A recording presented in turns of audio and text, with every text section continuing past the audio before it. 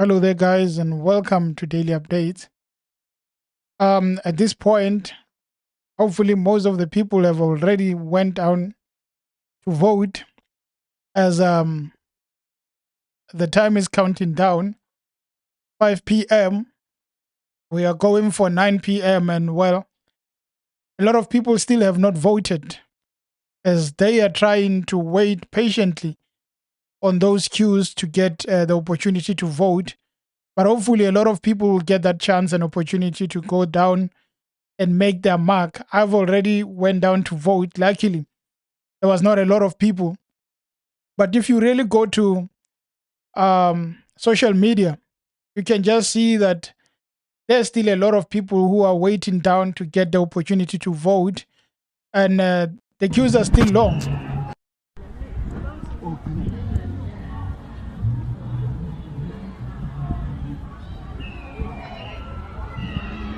It's in the afternoon, and people are being patient because if you become impatient and not vote, next thing that vote could have been a game changer. But because you decided to leave, it ended up being just a waste.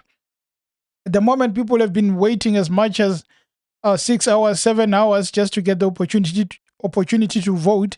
Unfortunately, it's taking a toll on many people, especially universities.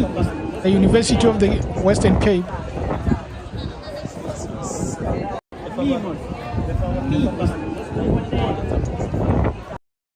The students should wait and be patient as much as there are difficulties with voting in IEC. I think it is very important at this point for people to really be patient because the time will come. As you can see, universities queues are long, and it seems like 9 p.m. will hit and some people would not get the chance to vote. This is the University of Limpopo.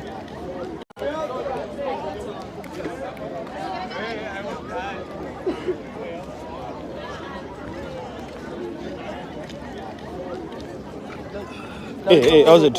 Salute. The queues are very long.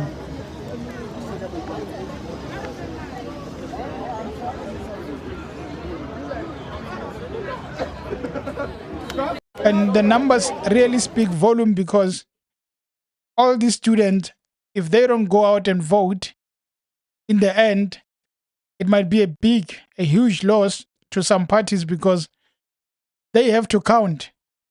And unfortunately, the system is not in their favor the way things are. Vets University, Vets Education Campus.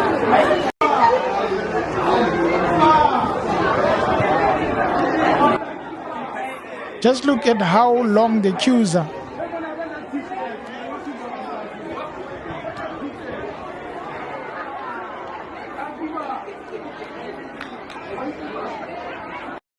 And it's not like this is like 4 hours ago. It's just 47 minutes ago. People are still waiting to get the opportunity to vote. If you don't wait, it becomes a huge problem because one thing I've realized is that whether we like it or not, Gauteng is gone. The ANC, at this point, they've lost Gauteng. It is going to be a coalition government between certain parties, and the ANC will not have a majority. As soon as they lose the majority, up to 40%, if they lose it to such a margin, it's over for the ANC. There will not be a premier belonging to the ANC anymore in Gauteng. At this point, people are going in numbers to vote out the ANC. There are a few provinces where I think the ANC will be taken out, and Gauteng is one of those provinces where I think that they will be voted out in numbers. Already in KZN, Zuma is whipping everyone there. Zuma is showing people flames in KZN with MK Party. But when coming to Gauteng, it's another story because it's not one party showing a huge gap. It's a lot of parties. Action SA is there, EFF is there, the ANC, of course, is there, the DA is there, even Gayton is there. And you really know that it is over for the ANC. No one would want to work with them because what they would want to do is that ANC, if we go into coalition with you, the premier has to come from our party. For instance, if the EFF decides that we have enough votes to work with ANC alone, so what we are going to decide on is that the premier comes from the EFF. Now, guys, if you are watching, the question then is that have you went down to vote? And if you did, who did you vote for? And if you are still on the queue, who are you considering voting for? Because here's Helen Zille giving out a message, jobs, trying to save the image of the DA probably. Hello, Gauteng. This is Helen Zille sending you all love, support and best wishes from the Western Cape. That this time, 2024, you'll be able to turn your province blue just as we did in 2009 in the Western Cape. That will start Gauteng's journey to prosperity, inclusion, jobs and a bright future for everyone. It is crucial that Gauteng works because, as they say, when Gauteng works, South Africa works. So get out there, stand in the queues, don't split the vote because that always allows the ANC back in. Stand together, be true to the blue. Hello. Be true to the blue. One would really say that had Helen Zille not returned to politics, maybe the DA would have been a formidable force. Her reintroduction into politics really ruined the opportunity for DA to go on and have a huge gain. At this point, the DA knows it, that it is just going to be few provinces where they're getting the love. The rest of the people are really not going to vote. Of course, they are going to get a bit of more votes in Gauteng. Those are the provinces where there are a lot of people who support, who has a support for the DA, but the major one is the Western Cape, where Gayton is giving them the run for their money. If they are not careful, it is going to be a problem. And one thing that we need to look at, Julius Malema went down to vote in his home village, in his home township, Seshego. And there is a rival in Seshego by the name of Josie Butani. He went down to vote at the same station that Julius was voting. And you know what? There was a bit of drama because Julius arrived. There were people of the EFF. And there is a video where I'm going to play it. And Josie started speaking to the police harshly, telling them that if they are not warning the people of EFF to stop coming in the regalia into the premises where they are voting, they are going to do something about it. And the police won't do anything because they are afraid to tell the EFF. I mean, one can just see that a lot of rivalry. Julius doesn't acknowledge Butani, but Butani seems like someone who needs the attention of Julius because he was once in the EFF, left the EFF, and now he's trying to prove a point. Okay, here's a video of Julius Malema. I think he was just giving a media briefing before he voted. The end of the campaign. No, we're not campaigning here. Here we're here to vote. Yeah. Anyone who campaigns here is undermining the electoral laws. Today we're here to vote.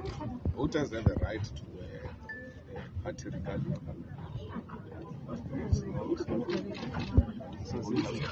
How would you describe the EFF?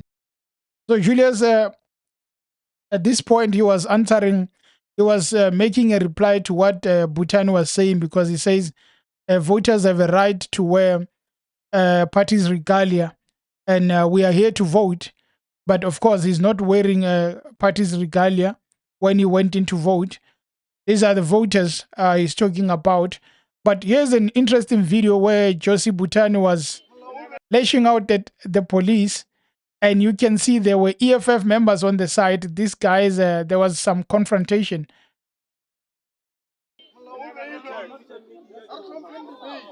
Because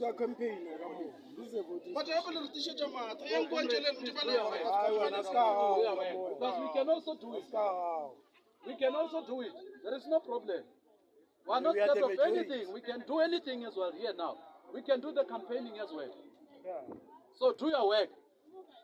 Don't just be and fold your arms here. We can do it. We can say Viva ANC here. We can say Ramaphosa is doing all these things here. And you can't do anything because history must record the one who fired the first shot. Politics is really a funny business. At one point, Bhutan and Julius Malema were very close. And he was the chairperson in Limpopo, Josie Bhutan. And within a second, things collapsed. And when he realized that he's no longer in favor in the branch of Limpopo, he decided that the only way is to go back home. And I remember there was a point where Julius Malema responded to Josie when he left, and he spoke about the fact that I'm not a small boy. No small boy can do anything to me. Because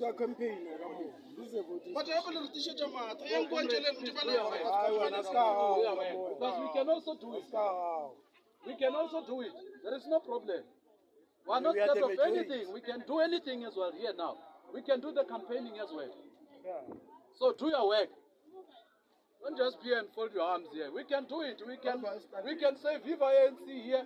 We can say Ramaphosa is doing all these things here. And you can't do anything because history must record the.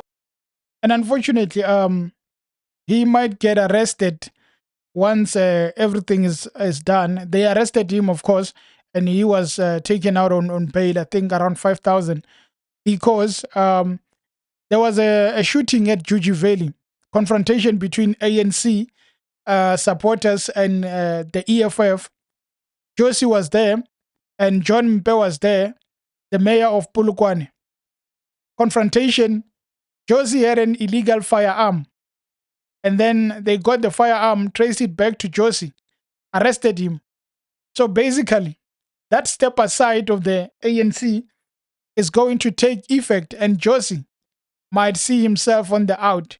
You just left the EFF and went to the ANC, your home, as they call it.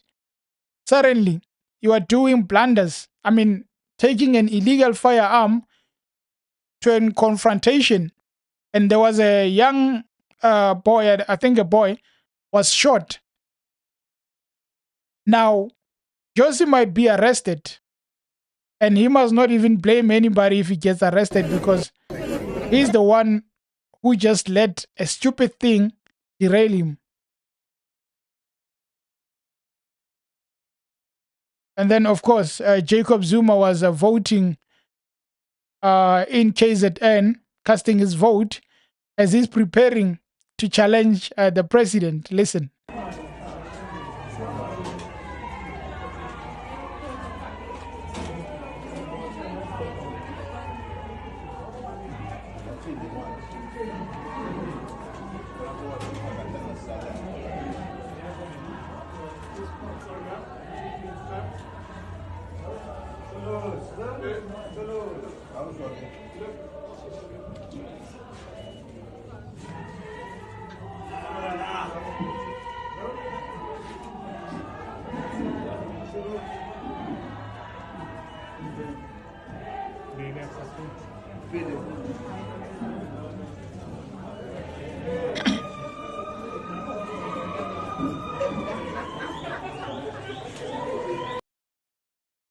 One has to admire Jacob Zuma. Last year, December, when he announced the MK party, not many would have thought this day would come. Jacob Zuma casting his vote against the ANC, contesting against the ANC as the leader of MK party. Things happen. And of course, this was Julius Malema when he was going out to vote together with his wife, Manto. This is Manto.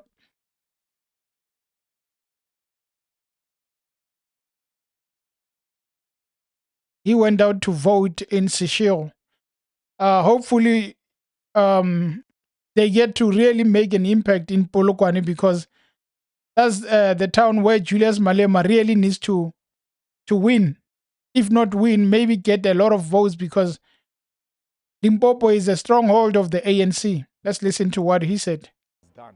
We will accept the willingness of the voice of the people of South Africa, whatever the outcome, we will not have any query because we campaigned and no one stopped us. We spoke to our people, no one stopped us. So if the people did not receive the message, it means we still need more time to work on convincing our people with regard to voting for the EFF. It's done. We will accept the willingness of the voice of the people of South Africa, whatever the outcome. We will not have any query because we campaigned and no one stopped us. We spoke to our people, no one stopped us. So if the people did not receive the message, it means we still need more time to work on convincing our people with regard to voting for the EFF. It's done. We will. Another one here. We see ourselves overtaking the ANC, not the DA. The DA is small boys.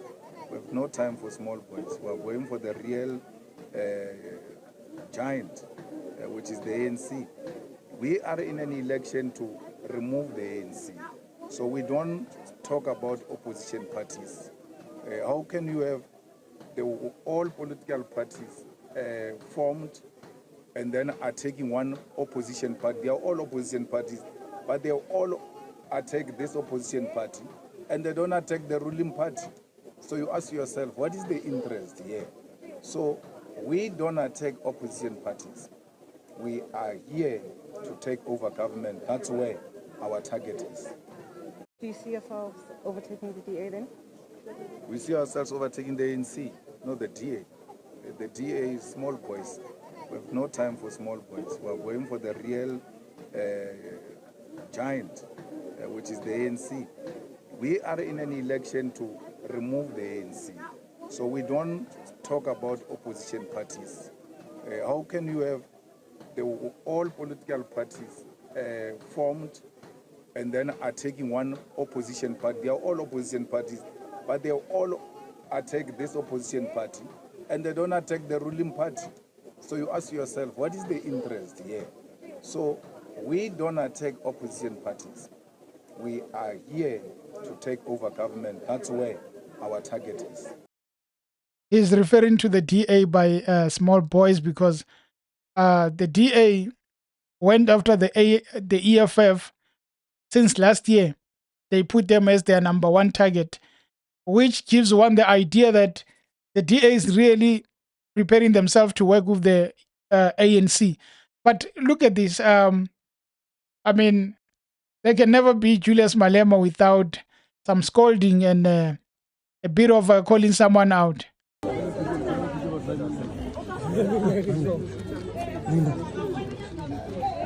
Leave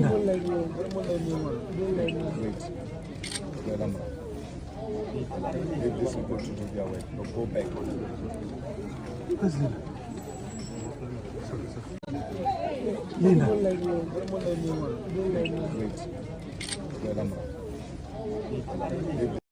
Again, guys, hopefully I would like to hear what you guys have voted for if you did.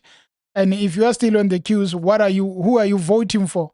Well, of course, I went down to vote, and my vote was shared between more like the EFF and a bit of chance for Bosa, Musi Maimane. Not a secret, but I weighed it up and said that, well, of course, EFF needs to get a chance, but also you need to really give another person a chance. I didn't just go full out to say that the EFF, though I gave them enough support, but I also said, you know what, as long as we don't go and vote those people that have not been giving us service delivery, as long as we don't vote them and we share it amongst each other, then things are going to be good, because reduce the numbers so that they can know that if you are not doing anything for us, there will be consequences. Julius Malema continues to speak. What are your feelings on that? It's a turning point. It's a point where our country will make a serious inroads and a country where the voter will decide at which direction we are going as a country. So we should be able to see some changes from these elections. It's an election where everybody that you guys interview say we need change, we need jobs, we need service delivery. I've been listening to interviews all this morning.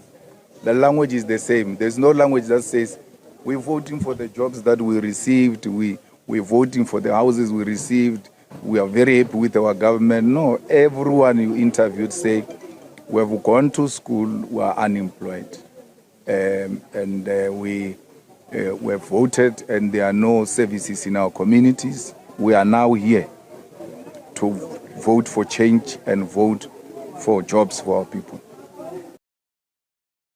We are going to be having a live stream directly from the IEC, where they are going to be doing a media briefing regarding the updates. It's going to take place around 7 p.m. It's currently 17:32. So 1900, they're going to be doing a media briefing. And just to brief us on what's going on, we're going to cover it. We're still going to be here. Hopefully, you guys will still make part of it. And if you can like the stream, please, guys, it would mean a lot. Anyway, one of the people that got to vote, he was sick. He went down to campaign for the ANC in KZN and realized, hey, Shubile, this is difficult. The heat is turning up as they were getting rejected. And he went homesick because he had flu. Now he came out to vote, Mr. Tabombeki, and he had to address the people, of course, the mask because of flu. The only thing really I'd like to say is I hope that all of us who have registered will vote. I think it's very important that all of us should come out and vote indeed, and including, I hope you people have already done it. Yes. It's very important really, because given the state of the nation, it's important that the country should participate in terms of determining its future. I'm saying that for maybe 3 reasons.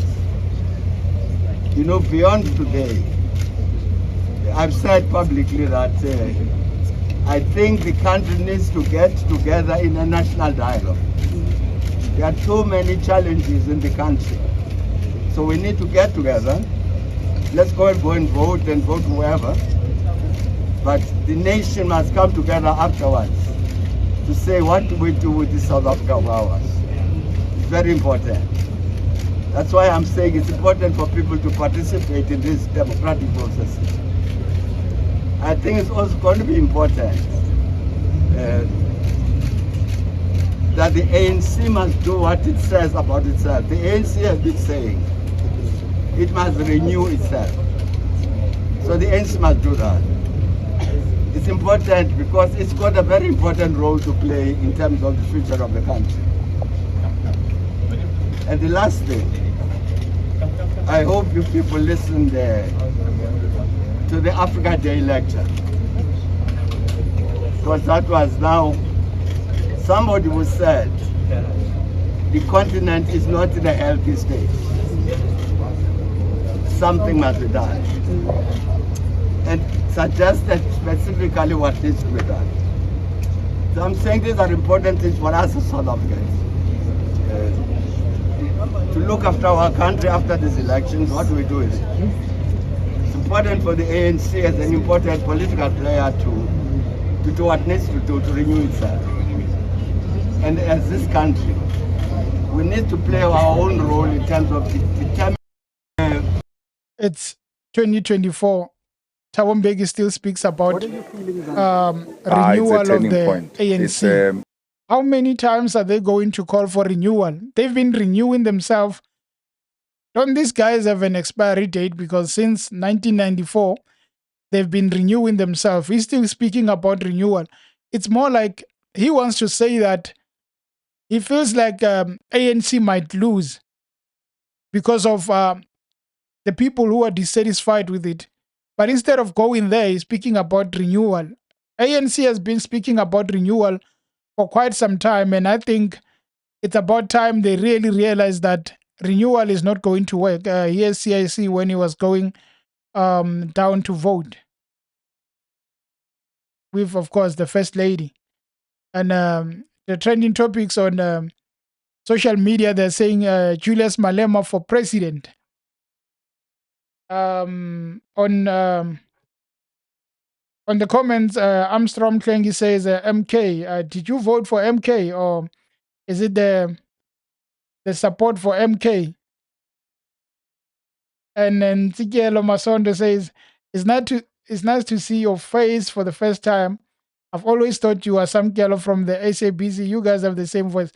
I've been told so many times that I was being asked every time on the comments. I used to answer this, but they were like, are you some girl?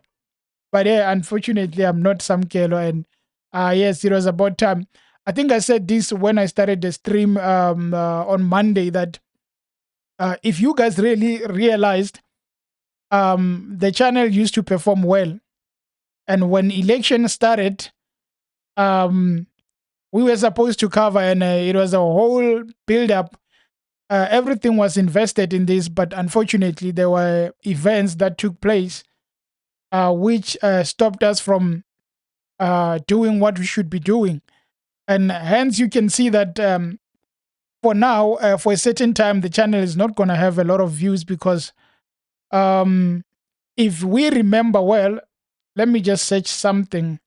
If we remember well, let me check of YouTube. Maybe I can be able to find that. I'm not sure if I can find it. There was a statement by the EFF regarding YouTube, and this statement about the EFF statement of on lifting of temporary ban on their YouTube channel.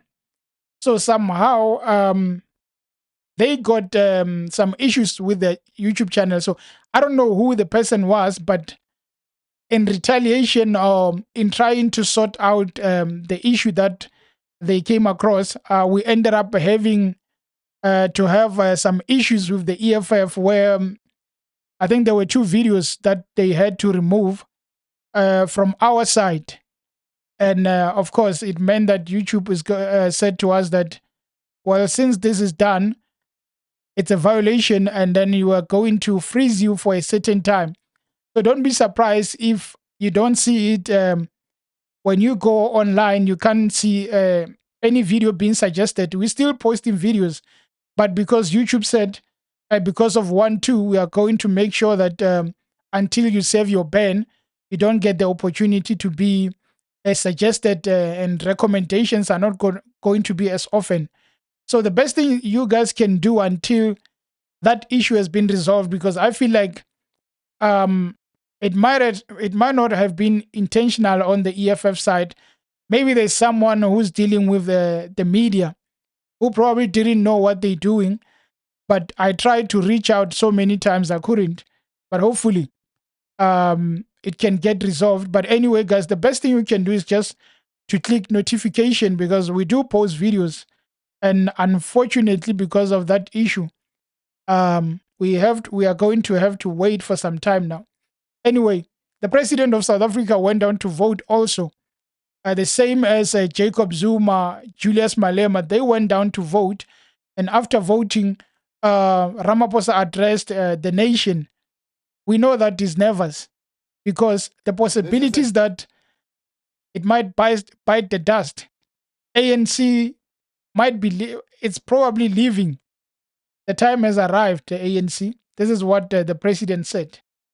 This is a great day for democracy in South Africa. It's a wonderful day as well, bright and sunny. And I've heard that voting has started throughout the country, and it is going well. I am very delighted to be here, of course, with my wife, to come and vote in the township where I grew up, with the permission of the IEC. So it's wonderful to arrive here and to meet so many people who are coming to vote.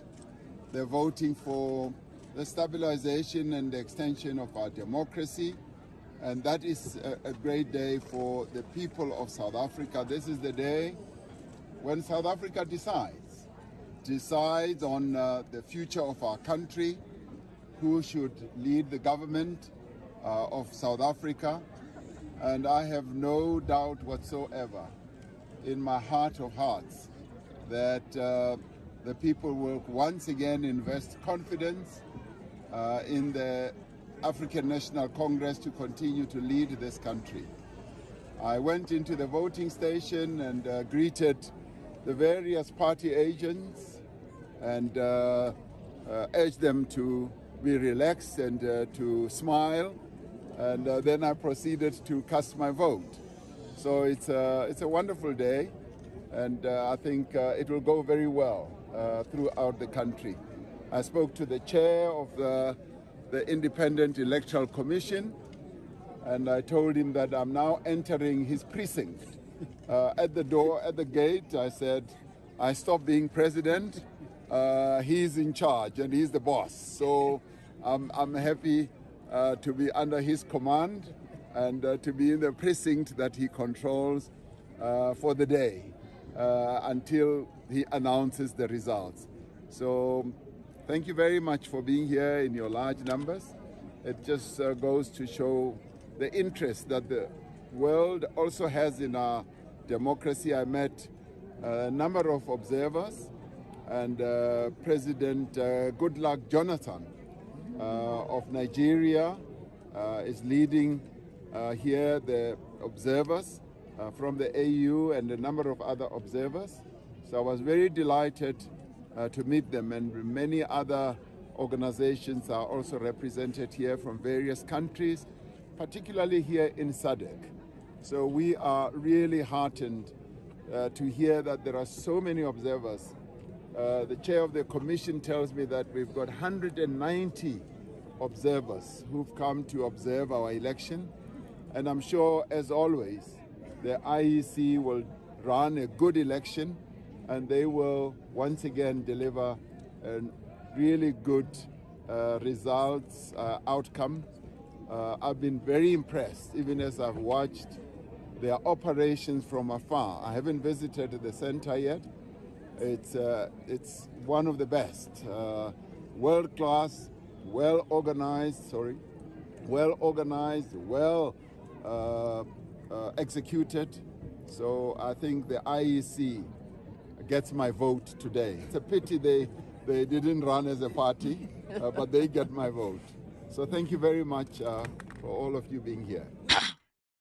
That's the president, hoping that the people have voted for him, and he's going to come back as the president of South Africa, which I doubt that a lot of people would be going to vote the ANC. But still, ANC is not going to lose to a percentage like 30%. They will still be in the 40s. And unless otherwise, they are supposed to be going 40 or 45, around that margin. So they must forget about 50%, because no one in their right mind is going to give them that opportunity. You get to be in power for 30 years, and then every time there are elections, you go and fix a road, you go and close potholes, you even stop load shedding. And you expect the people of South Africa to be fooled and think that Ramaphosa is for the nation. He's not. And the ANC is not. They should tell themselves that. They should sit down and say that, how about we become the opposition just for 5 years? And if these guys that we give the opportunity to lead, they do not do anything, then we come back and contest and probably take charge again, so that we can show them that this is how we lead. At this point, we only know apartheid and the ANC. We only know those government. So we don't know another government comprising of young people, because we only know of old people. They still go into parliament in their 80s. They're still going there, and you expect them to give us something special. As you can see, Mr. Matamela is voting together with the First Lady. But hopefully, they are voting for MK Party. Zuma would really love that. I mean, there wouldn't be IEC without controversy, as you can see on this video. Comrades ngilaka Ward 18. Ward 18 izolo sivale ngale seal number le. Nansi seal number. Sebesivalele ngeyabo entsha le. But iqhumile bafaka isil number entsha and asikho happy ngaloko mawukuthi region ngeke izidilikize lana. That's the IEC for you. And who's this? Bantu Olumisa casting his vote. I don't know about Bantu Olumisa though. It's the same with the ANC Madalas, because these people have been contesting for so many years. I mean, Bantu has been contesting left and right. He's been getting that check in parliament because people vote for him. But really, Bantu is old. Bantu needs to move away, give someone a chance to lead the UDM, because at this point, it's like it's the UDM of Bantu Olumisa. And the fact that he's been contesting and he's never even got so close to become a premier, that is when he needs to really go back and say that let us get a young leader. I mean, I always talk about the fact that may his soul rest in peace, Buthelezi. He was still the leader of the IFP when he left this world. So you can really look at it like these leaders, they don't want to let go of power. They can go there and speak about Robert Mugabe, but they are the same as Robert Mugabe, because if you are going to be contesting for so many years, then you are no different from Robert. The only difference is that Robert was the president and you guys are just the president of a small party. Musi Maimane speaks. Today is a historic day. Make sure you're proud of it. Today is an opportunity to usher in change. Today is a chance to choose a new future for our country where we can build together. And I'm encouraging South Africans. Today, express change. Because we can't live without electricity, we can't live without unemployment, we can't live with crime, we can't live with a failing education. Let's vote. But let's also vote to remind ourselves, our children will remember today. When our children will look back at this day, they must be able to stand up and say, Mama, Papa, brother, sister, you did the right thing by voting for Bossa, because ultimately today things change. Another individual who I think has potential, but there was no need for Musi Maimane to go down and launch his own party. He should have worked together with Herman Mashaba. And I think the problem was going to be that who's going to be the leader? Because these many breakaway parties, these other parties, you form this, you form that, it's a lot of confusion. I was looking at the ballot paper. If you are lazy, you are going to end up voting the ANC because you are lazy to go down. There's so many of them. And maybe that's why the ANC wins. People go there and look at the ballot paper, get dizzy, and just say, oh, I know Ramaphosa. And then that's how they win. Because there is no way that this year they are going to win easy. If they win, then I don't know. As you can hear from the president himself, he's hallucinating about the 60% win. Are we? Definitely winning. 60%. Really? Yeah. What's your feeling? You feel it? At 60% definitely. Yes. Yeah. I feel it too. We definitely.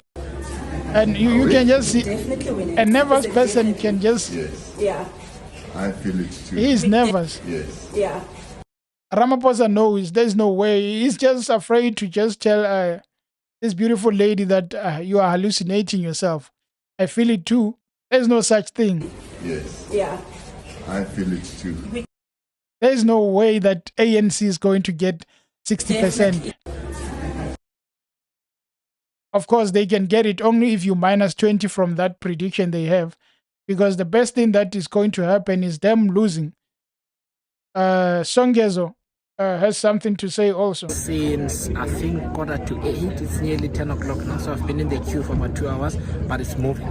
And I encourage all of you to go and stand in those queues, contemplate your vote for Rise Mzansi, what it means, and what should happen thereafter, and cast your ballot on all 3 ballots. Rise Mzansi, Rise Mzansi, Rise Mzansi, because democracy is important. Democracy needs patience and the opportunity to interact with other people in the queue. But the state of the country and our voting choices is a great opportunity. Let us use it. Let's turn up to vote. Voting stations close at 9 p.m. so there is still time. You can go and do a little bit something yana, and then after lunch you can go back and stand in the queue or go there a bit later. But please vote. Guys, we just have just over an hour before IEC does a media briefing. We'll be covering it live so that we can be able to know what is going on. They will be doing that at 1900, 7 p.m. And one thing, please, guys, if you can, just click a like on the stream. Just one like would be enough. So that's Songezo. And one thing I was speaking about is the fact that many young people are contesting. Well, the issue of where they get the funds, that's another issue. But a lot of young people are contesting. And if they want to go in parliament for the good reasons, that is a win for South Africa, especially if you are going to have the ANC declining below 50%, and you have a lot of young people going into parliament. I think that is where we are going to win. And which is why I said that when we go out to vote, we know that even if we say that let's vote for a certain party, it is going to be difficult to beat the ANC. But if we really split our vote and say that the majority of people we're voting for is the young people, it doesn't matter who, it doesn't matter whether Gayton McKenzie or what, but the young people must be voted. And that makes sure that we avoid voting for a movement that has not been caring for the people. I mean, even Rise Mzansi, if you vote for Rise Mzansi, I don't think someone would go there and judge you, because such minds, they will grow with time. When they will be in parliament, they will get that opportunity and experience the same way with EFF, and which I think EFF, if the voters really can, they should give them one province. And when they give them one province, because having a 2/3 majority is impossible with the ANC, you give them one province, and then we can test them on that and say that, okay, EFF, here's Gauteng, for example, Mbuyiseni Ndlozi as the premier. Let's see what you do in 5 years. If we go back and look at their progress and really admire what they did, then next time you won't hesitate to say that we are giving the EFF over 50% as their overall voting. We won't have a problem because we would have known that this is the track record they have. But at the moment, a lot of people have been voting the DA because they look at Western Cape, and Western Cape, majority of what they do is that they care for those cities, and then they forget about the squatter camps and Khayelitsha, all those places, and then they go with the reports and say that we are good government. But in a nutshell, they are not. If you want to say that you are good, you must perform on both sides. You mustn't just go and perform on one side and tell us that you are doing good. So giving young people a chance would not be a problem. Julius Malema addressed the media today. I think we are just going to watch some of his videos. Let us start with this one. From the party's side, increase the volume. Okay, let's listen to Julius Malema. To be extended to the following day, because plans were never made from the party's side, all political parties, to secure the votes overnight. Our party agents know that today they are going to guard the votes. After voting, the counting will start at the center. If you extend it by the day, it means it must go the following day. Where are the party plans? Because that has never been anywhere in the discussions with the IEC. So we cannot allow a deliberate delay. The question should be asked, what has changed between 2019 and now? Because we voted in 2019. This time around, we should even be more efficient because we've got experiences of 2019 and 2014. No, the situation is actually worse than it was before. So I wouldn't come here in the past and wait for more than 15 minutes. By 12:30, I'll be doing rounds in many other. I would have covered 40 voting stations by now, but I've had to sit here because of the incompetency of someone else. And it's not only me, it's everybody else in South Africa who has been subjected to this matter. I'm just saying, today as party leaders, we have a right somehow to jump the queue so that we can go and attend to other electoral matters somewhere. But we took a decision to be part of this painful process. Okay, we'll just watch another video just to hear everything that he's speaking about. That was the key to unlock the gates of Union Building. So from here, Matlabandlov, from here, I'm driving straight there. You guys will find me there. You can observe the elections now. But we're waiting in anticipation. But South Africans should know that we are not the type who can create a dispute which is unjustifiable. We will accept any outcome of the elections. We are not desperate for anything. And will continue to lead our movement and our people out of poverty, out of landlessness, out of joblessness. The first prize is not to be president of South Africa. The first prize is to make sure that the dignity of African people is restored. So this is electioneering. I have to give our supporters that confidence, but that is not a sign of desperation. I will be at the IEC Center, no matter the results, to accept defeat and congratulate those who have won. That's what democracy is about. You don't cast aspersion. You don't start complaining even before the results come out because you want to create a platform for anarchy. There is no platform for anarchy. Our country, its constitution and the flag must be protected. South Africa is more important than the EFF. If we have to choose, we choose South Africa and EFF after. Because EFF was formed to protect South Africa. Because EFF loves South Africa. So we are not in love for positions. We are in love with peace, democracy, and democracy. Yeah, South Africa, South Africa. One wishes Julius would have addressed, would have been so passionate as he is now, because a lot of people have been calling for his head regarding the comments on undocumented and whatnot, until he really tried to clarify it in Polokwane over the weekend. But anyway, there's no longer time for that. People have voted. There's no time to say that, okay, he's still speaking. There's no time to say that change your views, change your views. It's done. Wait for a very long time. I think we now waited for almost 4 hours. We arrived at 12 o'clock. I really don't know what went terribly wrong, because I voted in this voting station all my life, all my voting life. I've never experienced a situation where a voter has to wait for 4 hours to cast their vote. I always used to come here with my grandmother. We used to queue, and she will not even take a seat because the queues were quicker. This queue was not long. The queue was short, the process was slow. Until we have had to make calls around the IEC head office. Intervention was made, but still, my worry is that if they continue like this, it will not be nice at night. Because remember, in darkness, people are impatient.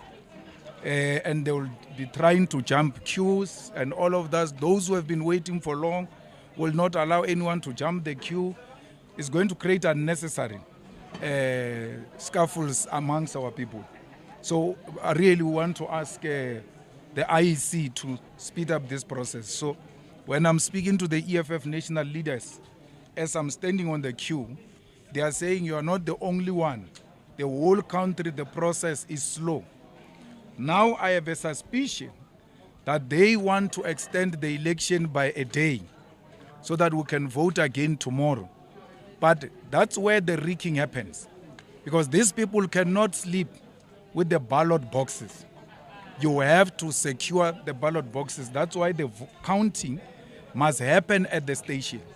So once they extend it by a night, it means the ballot boxes must be moved to a police station or to a result center, wherever. Then there's going to be a problem. But when I came in here, the voting booth is positioned in such a way that it allows a person to be behind you. That is not democracy. The voting booth must be put in a position where no one can potentially see your vote. That's how you secure the secrecy of the vote. So I had to ask them to turn it around because I can't allow that. But to my surprise, you are all there. As journalists, you saw how the voting booth is placed, compromising the secrecy of the ballot, and you never ask them, why do you do that? Again, I've been voting here. The voting booth has never been put the way it was put. It has always been on the other side. Your back is the window, and there's no... Wait, let's see what he's saying. Just a second. I want to see this. Is the window, and so what he means, someone on the window can be able to see how you're voting. Okay. There's no one who must stand behind you. But today something happened. The voting booth is the other way, where people are allowed to stand behind you and they can potentially see your vote. So there is something horribly going wrong in this station. I don't know what, and I don't want to interfere because I'm a voter. I'm not here as anything.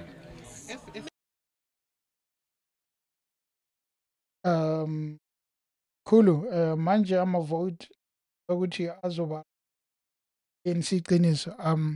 I wouldn't really be sure about that, my brother. Also, Malema is so rational, Piwo. Wanga, where is the DA? The DA are probably strategizing. Anyway, guys, please click the like on the video. Hopefully you guys stay for long.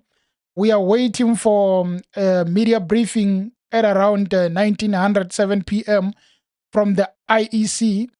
We are going to be live streaming that just to hear what is going on, and they'll be answering a lot of media questions on this process. As you can hear, Julius Malema is complaining that he's been voting all his life in Sishiro, and suddenly there's a lot of incompetence, and he thinks that people can really see what you're voting for.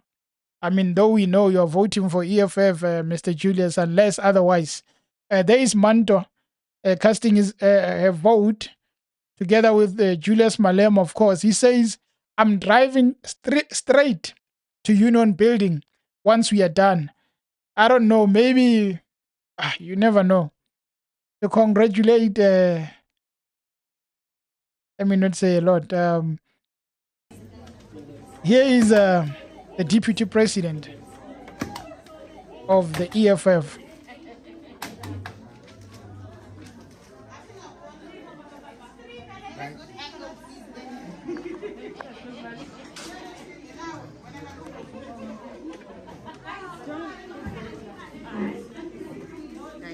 Hey, how are they putting this video though?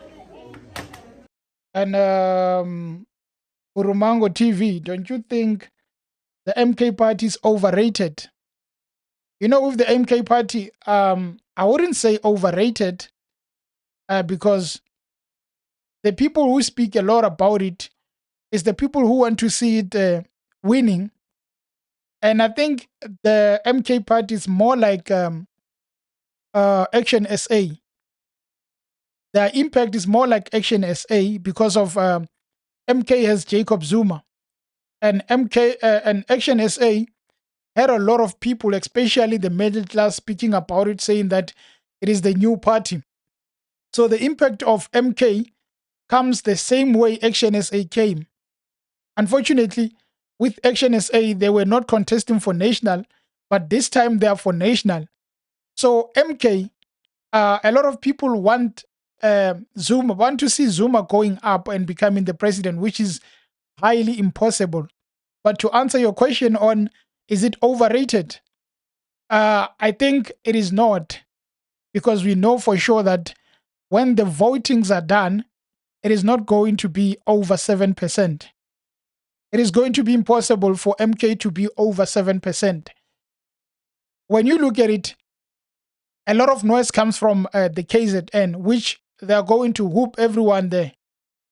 They can probably go as far as becoming the premier there. They can get the premier in KZN. But there are 9 provinces. If they do good in KZN and do poorly in the rest of the provinces, it is going to be a big problem.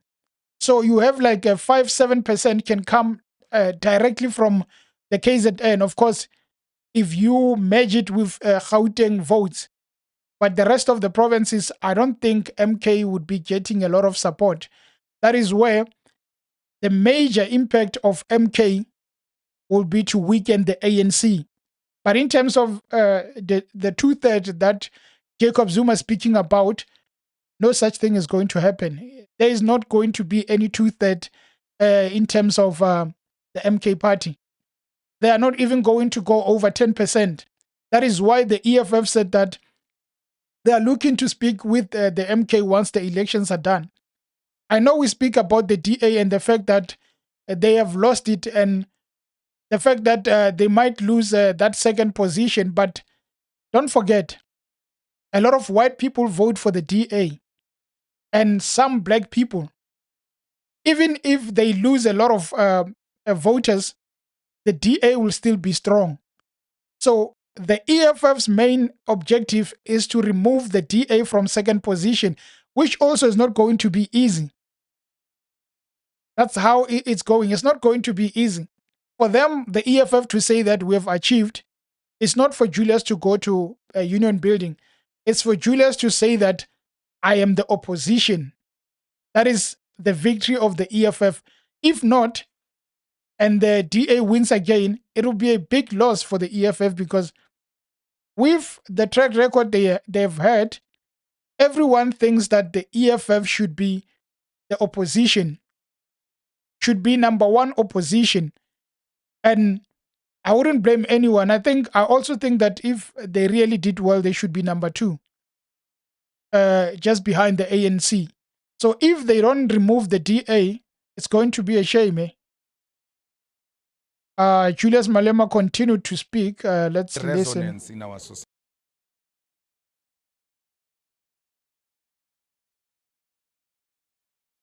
society. We are a very peaceful country, we are very tolerant. We have coexisted with the ANC for the past 10 years. So there is absolutely no problem of violence between the EFF and the ANC. The question should just be what changed. Then you will know what's the cause of the problem. People who instigate violence where our children get even shot at, and then there's almost attempted murder of innocent people, we should be very jealous of ourselves shaking hands with such murderers. Society must not even... By the way, he's speaking about Josie Butani, that incident where there was a clash between EFF and ANC at Juju Valley, just a section in Seshego. It's just a new place where it's mostly RDPs.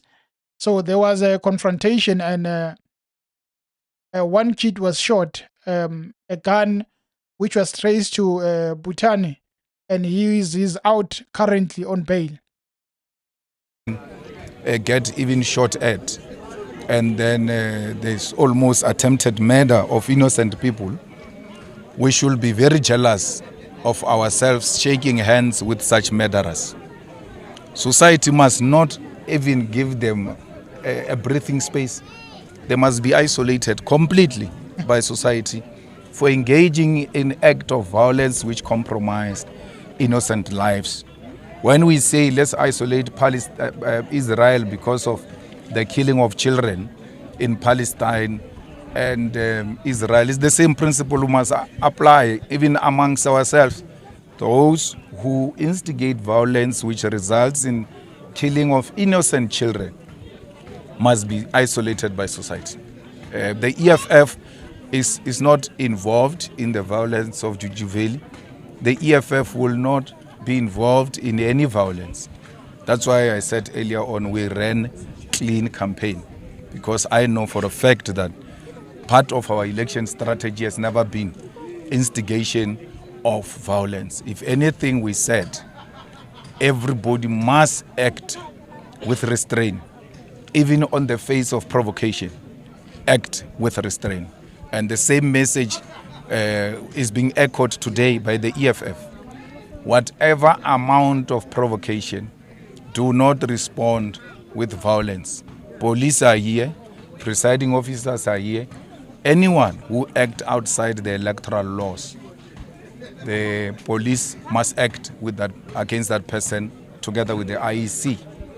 So EFF has got no role. The role of the EFF here is to look after its voters. That's why they've got their own table. They check them on the voters' roll. If they are there, they usher them in, leave them on the queue. After they vote, they take them, put them in the taxis, take them home. Our role today is to look after voters, not to do anything. It's not to campaign. Whether someone sings or plays loud music, does it, it's their own thing. It's not our problem. Well, he actually said this earlier on, and the same time he said this, I think, few minutes after before this, there was a story where Josie was really pushing the police to say that you must tell this EFF to stop campaigning. These EFF supporters, if you don't tell them to stop, we are going to do it ourselves, and there's nothing you can do. I played that video earlier, but I'm going to find it just to play it. But I think it's responding to that issue and just putting in that issue of Juju Valley to say that we can't be shaking hands with such people. And then are taking one opposition party. They are all opposition parties, but they all attack this opposition party, and they don't attack the ruling party. So you ask yourself, what is the interest here? So we don't attack opposition parties. We are here to take over government. That's where our target is.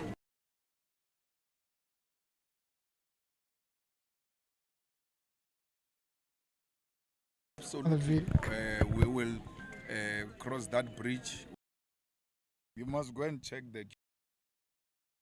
You must go and check the queues at University of Limpopo. You must go and check the queues of TVET colleges in the whole of South Africa today. The long queues in the institutions of higher learning, they are constituted by EFF members and supporters. We've got what we call Mulungisi Madonsel, a battalion, which is busy all over South Africa. So there is no campus now that is not buzzing of EFF activities. Today, the youth belong to the EFF.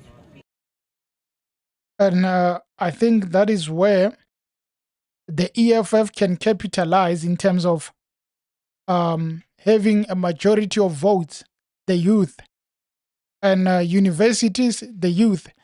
But I drove around where I was voting, and I realized the university youth are voting, but most of the ones in the townships, they're just rolling around. And some of them have voted, but there is a lot of them who are just going around. You ask them, are you voting? The answer is, I don't see the need, because They are not doing anything for us. And they are being misled because if you don't vote now, there will never be a chance again to do what we are doing now, because what we have now is an opportunity to move aside 30 years in power. You fail now.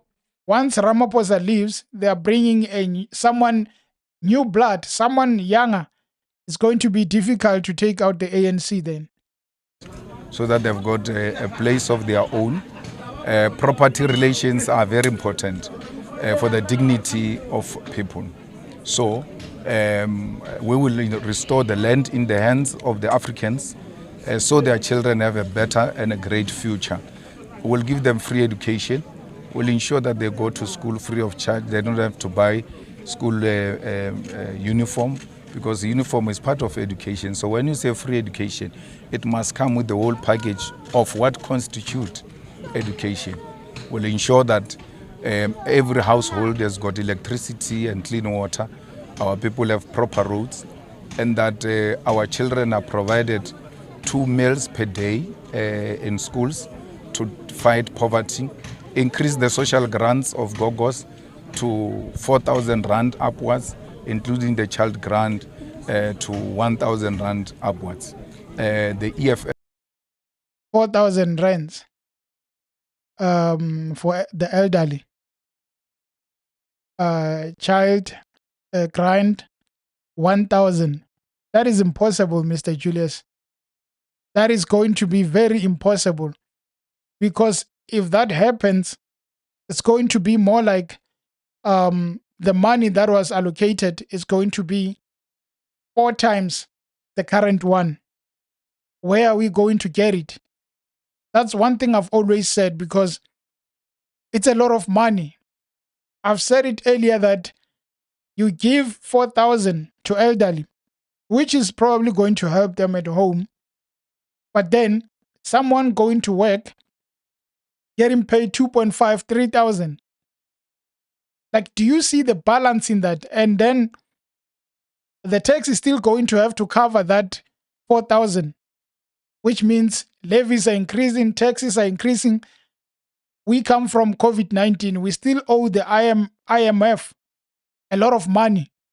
How is South Africa going to deal with the increase in things like grants? And the fact that graduates are also going to get grants. A lot of people are going to sit home.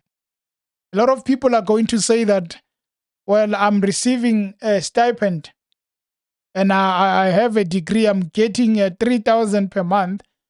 A lot of people are going to open spaza shops.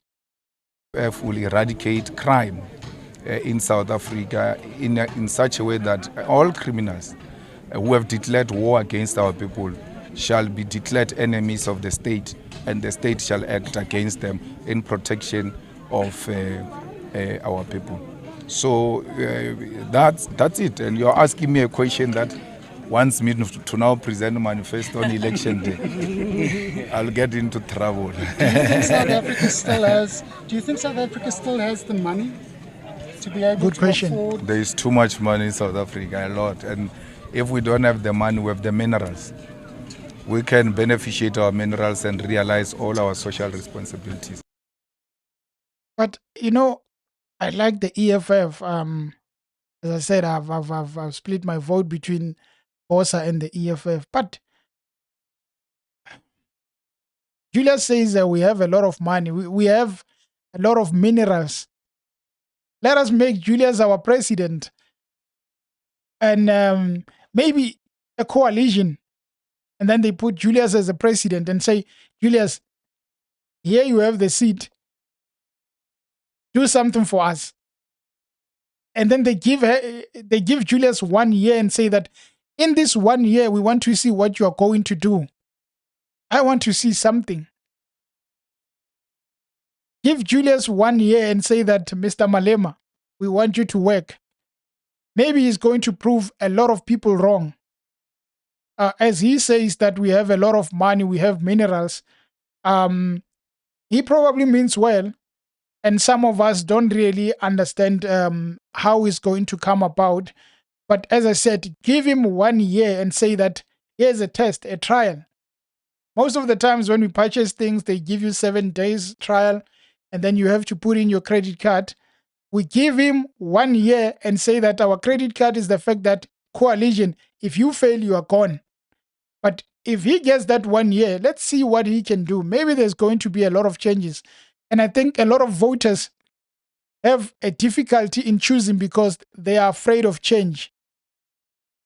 The most difficult thing in life is change. Even at work, they bring a new manager. Everybody refuses to comply with that manager because of change. Managers is better, but if they bring a system, that's where they complain.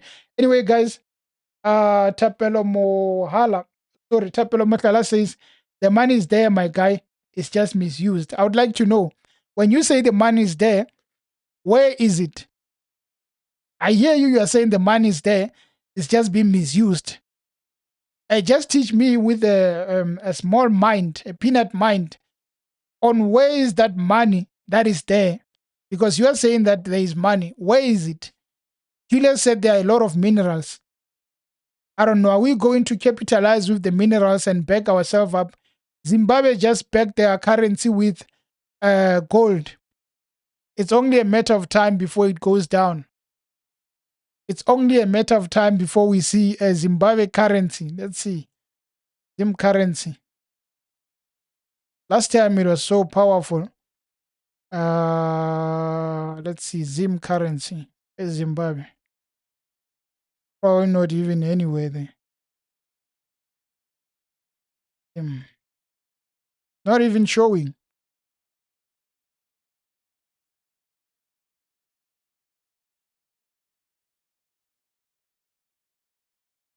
Sooner or later it's going to collapse. But again, I was just referencing that issue of minerals. Money is too much. Says Samuel Macheru. Money is too much. Not a year, 5 years. But I thought if we give Julius a year, it's just to test and say that since you are in a coalition, test 1 year. Because what if they say 5 years and a lot of people start to say that we miss the ANC? Or you think maybe 5 years would be enough? Okay, let's give Julius 5 years and see if Julius, in the next 5 years, we are complaining about you, then something must be done. Then we are never going to vote you again. Let us give Julius Malema 5 years, as Samuel says, and breaking politics into pieces, says ANC. Oh, you voted for ANC. I was wondering, because I've been asking, and there's never been someone who said the ANC. You are the first one watching who has voted for the ANC. And congratulations, man. I think Ramaphosa has just gained a vote. He was on 49%. He's probably going up to 50. And Buile, if ANC can steal so much money, don't you think we have a lot of money, but it is misused? Good point there. Good point. Good point.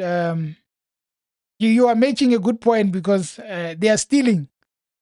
But then the question would be, if they are stealing, let's say we take all that money, should we then take it and put it on grants, or then should we try and develop our country? Because I do feel like there's a lot that can be done, and the issue of money came from where the issue was about grants and all that, and then the question was, where are we going to get the money? But you are making a point by stealing the money, because it's not in the millions, it's in the billions, the money that they are stealing. And the issue of tenders, I cannot be the only one who complains about tenders. Yo, there is a lot that is happening with tenders. Tenderpreneurs are taking our money. Just let me just put the computer on the charger. Just let me just play something. Just a second. I think I forgot to put it on charger. For a very long time, Just I a think second, we guys. now waited for almost 4 hours. We arrived at 12 o'clock. I really don't know went terribly wrong, because I voted in this voting station all my life, all my voting life. I've never experienced a situation where a voter has to wait for 4 hours to cast their vote. I always used to come here with my grandmother. We used to queue, and she will not even take a seat because the queues were quicker. This queue was not long. The queue was short. Sorry guys, I was just slow. putting my computer Until we on a had to charger. make calls I around, forgot to do that. the IEC head office. Anyway, not sure where we were, but okay. The last comment, Buile, was that about why do you think? Okay, we have a lot of money, we're just misusing it. Yes, we have a lot of money. I hope you don't have a CK registered and you are trying to go and submit that tender, Mr. Buile. Because if you are, and then we are having a new government, Buiseni said that we need to eradicate this process of tenders because it is stopping us from doing what we are supposed to do. At one point, I worked at a company. It was a travel agency. Just to speak about the story of tenders. So, at that travel agency, they were doing business with the government mostly. And I think it's not one. I worked at few of them. And what they do is that they knew how I don't want to say a bad word, but they knew how clueless these government officials are in terms of tender. Let me give you an example. The government, a department, they issue a request and say that we need a service like this. Please do this for us. And then you quote them. Let's just make an example. They need something, maybe a trip to somewhere, and then you quote them 80,000. They go there, spend their time, come back, and then the bill, when it comes, because it comes directly to you and you have to invoice the department. When that bill comes, instead of spending 70,000, excluding your service fee, it comes as 50,000. Okay, it comes to you. And when it comes, you have to invoice government and then email or send that invoice together with your service fee, because your code was that if it's 7,000 and I'm adding my service fee, which is 70, which are when I add my service fees 10,000, it is 18 total. That's what I've quoted you. So when you send it, you say that okay, you spent 50 plus that 10,000. Now instead of being 80, it's 60. 9 out of 10 of the departments always said your invoice is wrong. The code is 80,000. You just send us an invoice of 60,000. They don't check the numbers. They look at the quotation. They look at your invoice and say that these things don't match. And that is the issue of the fact that they hire a lot of old people. People want to retire working. They don't want to go home and let the young ones come in. So a lot of departments that you know of, they have that system of saying that if even if I get an invoice from a supplier, I mean, you can just make few changes, and then it gets to be the same amount as the quotation. Even if they didn't even spend that much, you send it to them. They're not going to look at it one by one and say that we didn't do this, we didn't do this. They are going to pay you. That is why when there is a tender, people die, because there is a lot of money. If I was expecting 50,000, next thing I'm getting 80,000, that is where money comes from. So the issue of tender, it is the most problematic. Even these guys of engineering, civil work, civil engineering, they go and do a road, and before they even start, you have to pay them a lot of money just to guarantee that tender that you are getting. Alive with possibility, the ANC, again, on the issue of Buile, of there's a lot of money, but it's just misused. Anyway, I think I've been talking long, and as we are waiting, we have 30 minutes until the media briefing by IEC. We want to hear what's going on. whether they are going to resolve the issue of long queues, because we just have more like over 2 hours until the date, the time is stopped. So what is IEC going to say regarding the fact that there's a lot of people who haven't voted? Let me just go out of the EFF and let's check the trending topics. With trending topics, even if you check the latest, there are people advertising themselves left, right, and center. Okay, voters are coming in. There are a lot of people voting. It's about who gets the most votes, nothing to do with saving the people. I am this close to giving up. You see, things like this are why IEC needs to really go and respond on that media briefing that is coming in the next 29 minutes. They need to tell us what is going on, because if you get someone, young person, saying that I am this close to giving up, if they give up, ANC wins. Remember that. First time voter at 30. Oh my God. 30. This guy is a first time voter at 30. Well, but at least they are going to vote. They are thinking again about the fact that this year is very important. And then this other user says, we waited for 3 hours to vote. Three voting stands for a queue of 500 to 1,000. When new voting boxes, 3 at a time, are assembled, it takes 30 to 45 minutes at a time. The IEC did not prepare properly for the high voter turnout. Better preparation was supposed to be done.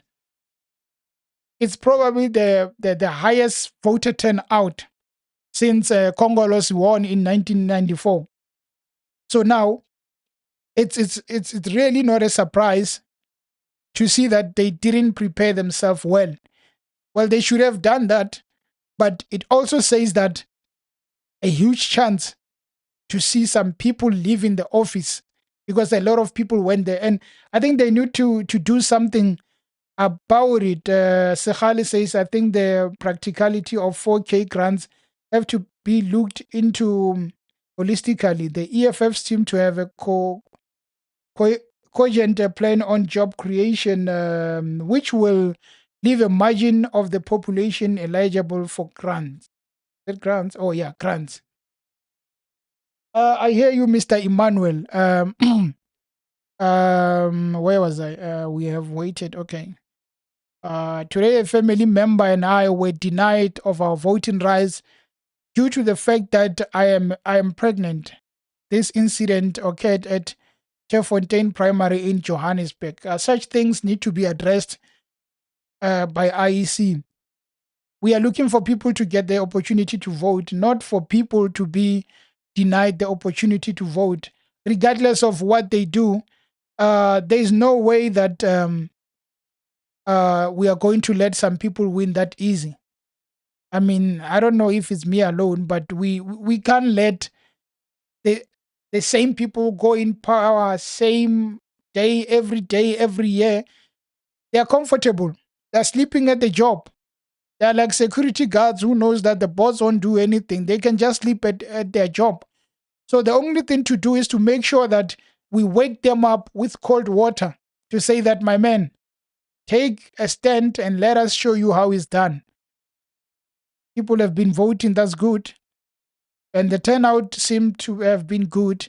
Some provinces had a huge turnout while others were a bit of a letdown. But either way, the most perfect thing is that people have voted. I'm sure we are 25 minutes away from the media briefing by the IEC. We really want to know what is going on, IEC. Atul is saying, Atul and Rajesh Kombo. They arrested those ones. He says ANC 44, DA 19, EFF 12, MK 11. Doesn't make sense at all. I don't think the EFF would go as low as 12. I think they would go higher than that.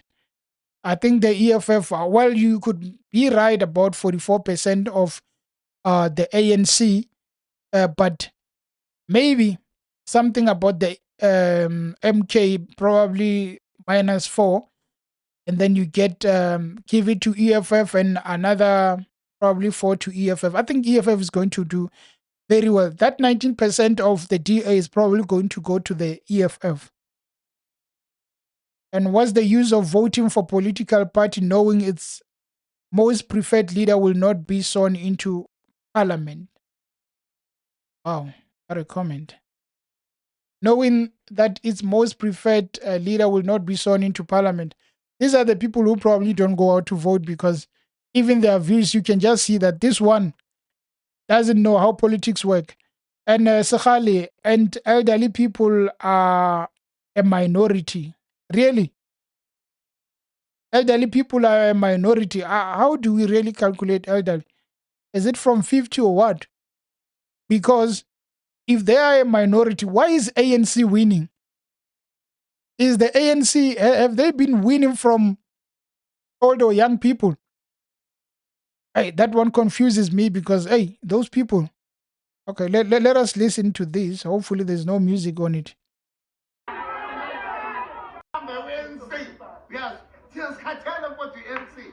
Yes, cartel.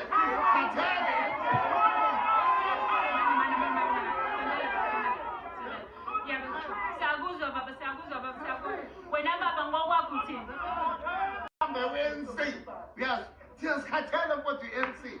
Yes,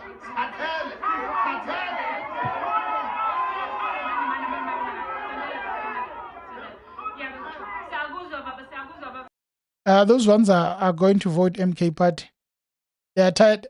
They don't want to hear anything about the ANC. They are tired, as he says, Katele, about voting the ANC. This morning we received the report that the IC had to fire one of his presiding officers because they discovered he was affiliated to a political party. Okay, let's hear that. This was the case. You see, Mkwanazi, man, Mkwanazi, take your head to that man. Take your head off to Mkwanazi. This guy, once they are done, Masemola must go. This guy must replace Masemola. This guy is good. They know, even the Tsotsis in KZN, do not play with this guy. Let's listen. PC, SABC News, Jade. From the IC briefing this morning, one of the main issues that voting stations delayed was because of the non-availability of SAPS officers to escort presiding officers to fetch voting material. Are you aware that this was the case this morning? Yeah, well, out of 4,900, almost 5,000 voting stations, if we're to calculate how many of those that were affected, it might be a very small number. You are going to find glitches from time to time. Some challenges in terms of transport. Some of the members that might have arrived slightly later, but that does not necessarily mean that the voting station will have opened later as a result. It could be that when they had planned perhaps to leave at 5 o'clock in order to get to a voting station at 6 o'clock so they can prepare themselves, maybe they left 20 minutes later and they still arrive just after 6, but they still prepare to open the voting station at 7. So the way those incidents, we're dealing with a big operation here, so we cannot guarantee that a vehicle is not going to break down, a punch is not going to happen on the road. So PC, are you saying that you'll only be able to give us proper answers as to incidents after this 4 p.m. briefing that you are going to have? Yeah, look, because we are recording everything that happens. So when we go back into a meeting now, we'll be able to get the status report of every incident that happened in all the voting stations. Even if it's a small incident. For instance, this morning when we were in a meeting, we received a report that IEC had to fire one of the presiding officers because they discovered later that he is affiliated to a political party. So those are some of the things that we have to deal with. And that's why we even have police. For instance, this morning when we were in a meeting, we received a report that IEC had to fire one of the presiding officers because they discovered later that he is affiliated to a political party. So those are some of the things that you have to deal with. And that's why we even have police officers that are trained to be able to take over the roles of presiding officers. Why is this not taking us serious? I mean, he was affiliated to a political party, so all along you didn't know. Do they not check these people? I see, he's playing us. Buile, it's impossible for MK to be above 6%. Remember how Action SA started and people were talking about it, but the result came different. That's what I said. It's impossible. Of course, people are going to turn out to vote. You know, it's nice to say that these people are going to win. What I realized that once you go there to the ballot box with your ballot, with your papers, and you have your pen, that's when you realize this is the party that is going to win, because you then realize that, wait, the party that we've been talking about is not as influential as we think, because most people go there and when they are on the ballot box, you go with the mind of saying, I'm voting for this person. You change your mind when you are just there because reality kicks in to say that, my man, that person won't do anything for you. So, MK, they will have votes. They will still vote from the ANC, but no 10%. And it's not hating. I mean, at this point, it's no longer about who we like, who we want to speak about. It is not hating, it's to say a fact. Another fact we can say is that the ANC won't go below 40. And the EFF will not win a majority. That's another fact.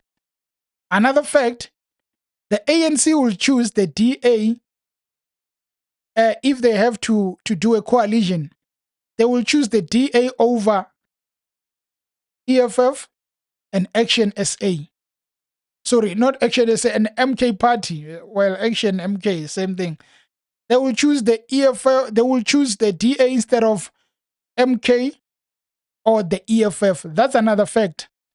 Ramaphosa will not want to work with the EFF for one reason. It is not easy to work with Julius Malema, Floyd Shivambu, Mbuisen. You know how much are they going to send Cyril going around? You know how much trouble they are going to bring to him? Imagine Cyril being the president doing a coalition with EFF, and then you hear about Pala. He was not going to spend more than 24 hours in office. That is one thing they are afraid of. You cannot have a relationship with EFF knowing that you are corrupt. That is one thing why they will push EFF aside. And the less said about Zuma, the better, because Zuma and Ramaphosa, if you put water in that place where you should be putting oil, your car will not move. That's Ramaphosa and Jacob Zuma. Those guys, they are not friends. They don't love each other. Oil and water. So those are the reasons why they won't work with them. Dumsani Tamai says EFF. Okay, you're voting for EFF, my man.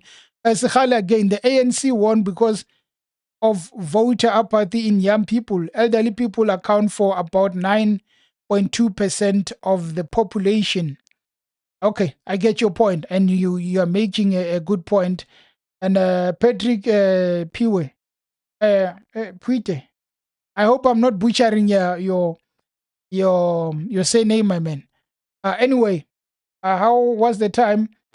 We are more like 16 minutes to hearing what the IEC will be saying. Let me check their live stream. I don't think they have started yet. IEC will be starting here. So IEC is not yet. The last live stream they had was 5 hours ago. So we'll be hearing from them at 7. And then they have a lot to answer. We want to know what is going on with the IEC. A lot to answer. Anyway, as we proceed, I'm sure there are people who are sitting in this winter waiting to vote, and some of them just left home. And imagine, you don't have a car and you came there with the taxi. Now you are there, it's almost 9 p.m., it's almost 7 p.m. They will end up going home because they can't endure the cold. Something should have been done. IEC. Anyway, IEC. I'm proud to be a South African. Let us check. I would like to check what's going on there by the MK party. And then the only person who can help us is Dudu Zuma. That is like the unofficial spokesperson of the Mkondo Wesizwe. Okay, here she took a picture.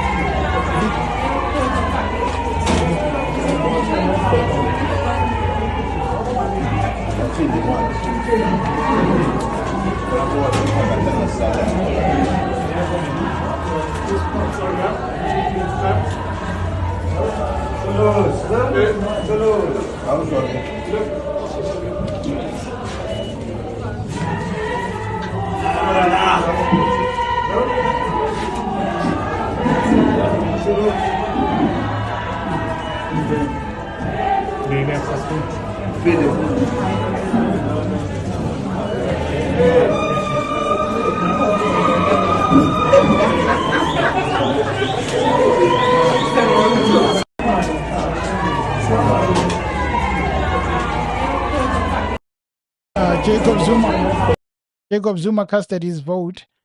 I hope he can see well, because if he couldn't differentiate between the ANC and MK party, he might as well just be giving the ANC that vote. I hope he can differentiate, because when you go to the ballot paper, ballot box, there is the love for ANC, which you told us that until Jesus come and then you have a new movement. Sometimes it can confuse you and you end up voting for the ANC. So let's hope Zuma voted for Mkondo Wesizwe political party. But it doesn't seem like there's a lot in the camp of the MK, because the person who can update us on that is Yuru Zuma. What does the DA says? Democratic. There goes the DA. We're just pushing time, guys, until we go. But it's almost there. 1847. Until we hear what is going on with the IEC, because they have to answer questions, and I'm sure a lot of journalists are going to be asking them tough questions. What are you saying? What are you doing? Those are the things they would want to know. My name is Siviwe. Let's hear what Siviwe says. In blue, of course, the DA. Hello, everybody. My name is Siviwe Gwahube. I'm the DA's Chief Whip in Parliament. I'm here at my voting station about to cast my vote. And I want to encourage everybody to come out and cast their vote. Remember, voting stations are, but don't leave it until the last minute. And the queues may be long, but I encourage you to stay in the queue and make sure that you cast your vote. It could not be more important. It could not be more urgent if we're going to rescue.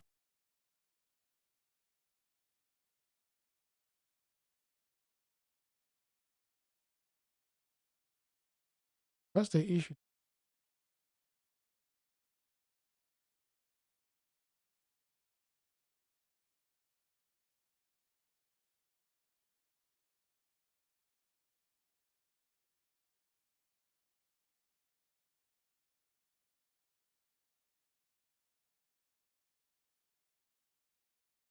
To come out and cast their vote. I hope we're Remember, back online. I think there was an issue. 9, but don't leave it until the last minute. And the queues may be long, but I encourage you to stay in the queue and make sure that you cast your vote. It could not be more important. It could not be more urgent if we're going to rescue South Africa. The network shouldn't be giving us a problem before we even go live. Anyway, let's play it again. Hope you guys can hear. Hello, Let me know everybody. if you can't. My name is Siviwe Gwahube. I'm the DA's Chief Whip in Parliament. I'm here at my voting station about to cast my vote. And I want to encourage everybody to come out and cast their vote. Remember, voting stations are open until 9, but don't leave it until the last minute. And the queues may be long, but I encourage you to stay in the queue and make sure that you cast your vote. It could not be more important. It could not be more urgent. If we're going to rescue South Africa, then we're going to do it through the ballot box. So I urge you to be patient. If the queues are long, stay in the queue. Make sure that you cast your vote so that we may begin to turn South Africa around for the better. Thank you. Hello, everybody. My name is Siviwe Gwahube. Okay, Siviwe, we heard you. Must have been an issue with internet connection. Let me know if you can hear me, guys. We don't need no problems at this point. We are almost at 1900. We want to hear what the IEC is saying. We can end the stream after that if you guys are comfortable with that. But let me know if you can hear me clearly so that we can try to fix issues that we might have. South Africa, this is your study guide for Wednesday. Yeah. That's a lot of things. Who is this person? Mike Shaman. Can you guys hear? Please somebody tell me if you are up to date because I'm trying to see if um you are behind or not.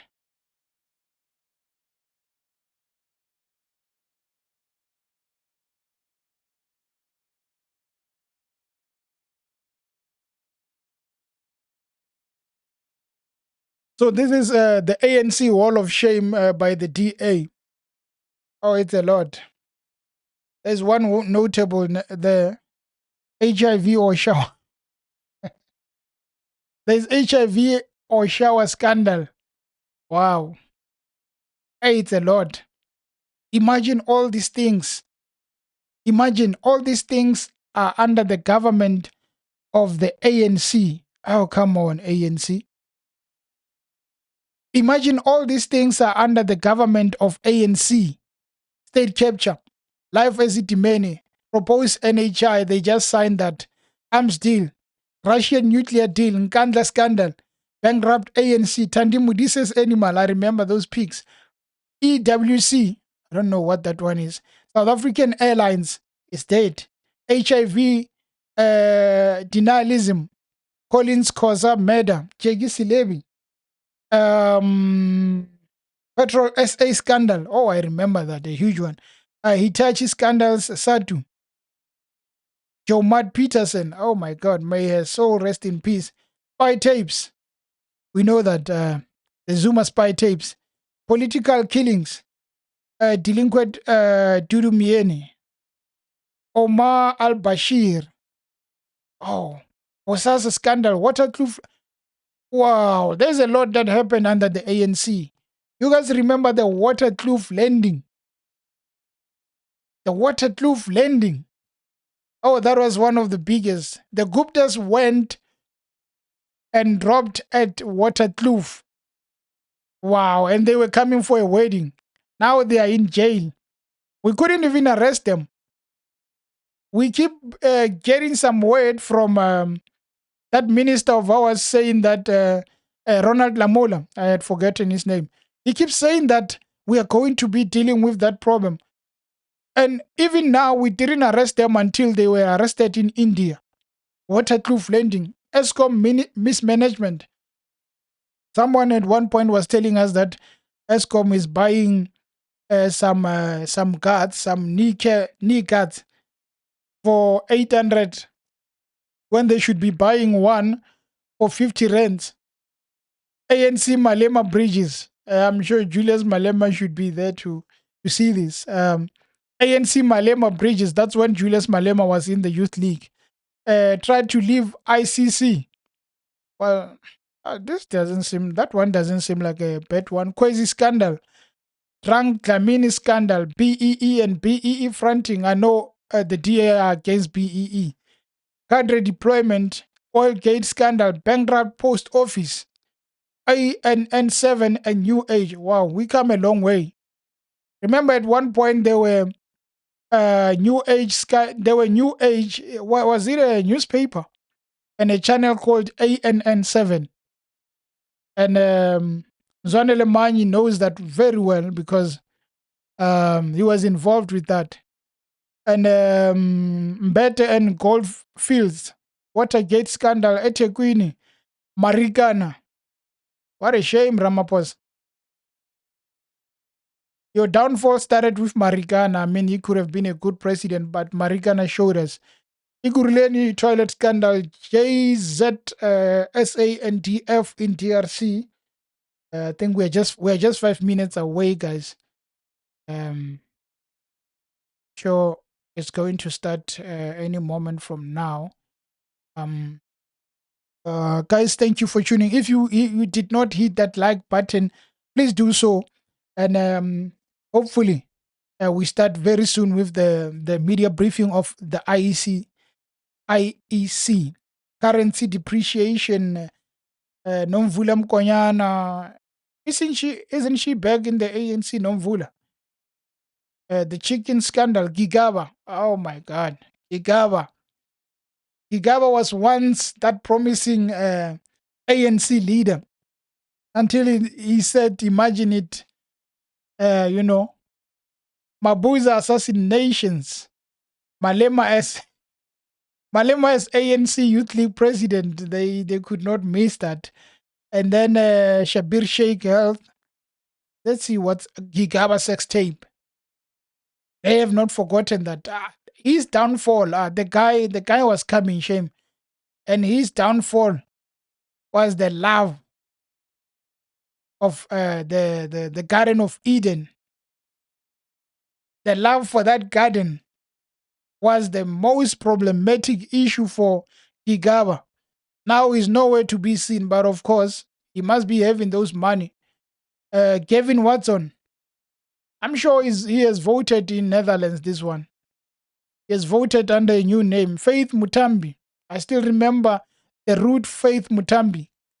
Bank of Baroda scandal, Dr. Beetroot.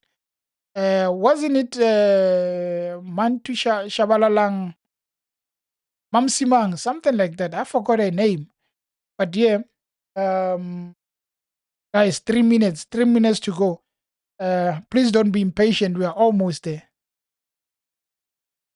Okay, they're almost there. I'm just gonna click on it. Yes.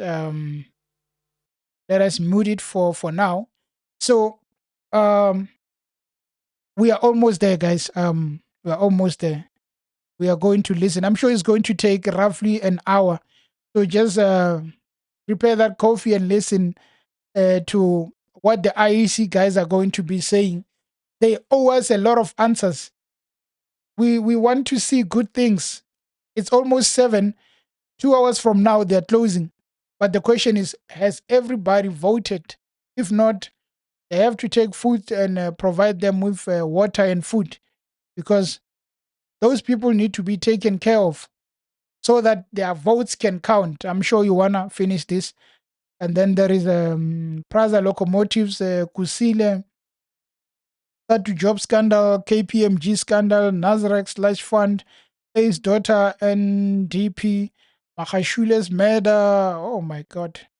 It's a lot. Mantashe sex scandal, the tiger Mantashe. It's a lot. Matsila Koko. It's a lot, but let us wait for the media briefing. Strong supporter of Wall of Shame, strong supporter of Vision. Forward. Well, the briefing should start any moment from now. Let me just confirm the settings so that we are able to hear it without an issue. Okay, there we go.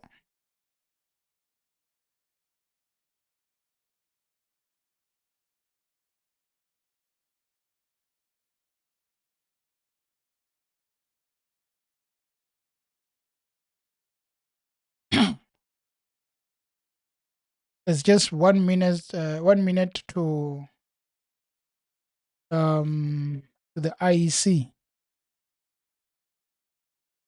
Malema shoot to kill. Malema shoot to kill.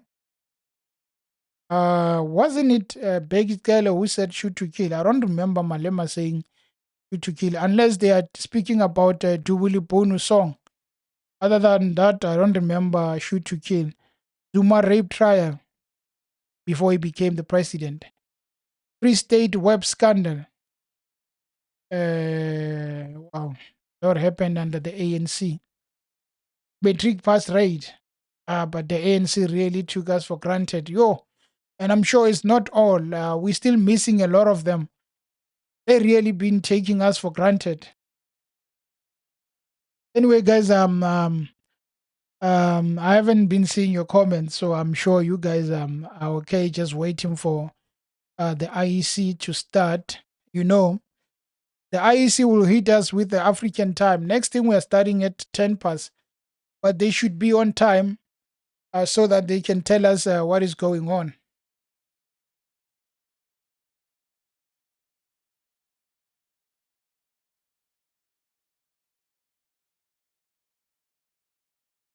They should tell us what is going on. Anyway, guys. what the DA said. Over Nelson Mandela Bay, I want to remind you, don't let the sun set over your future. There's only a few hours remaining. Do whatever it takes to get your vote in to rescue South Africa. All political parties speak about. Okay, guys, we are starting. Please just comment if you can hear, so that if there's an issue, I can be able to fix whatever that is the problem. So we're looking good. We're out in numbers. I'm loving the projection of the CEO. He projected around 70%. I'm hoping that his record is broken tonight. I'm hoping so. 9 o'clock, we're closing our voting stations. Don't forget that when you are still on the queue, our officials are ready to serve until there's no queue in any voting station, and then we'll be proceeding with the work of counting. May I please request any other person around us, people on the cross, can you please lower your voice as we take the big press briefing before we close our voting stations?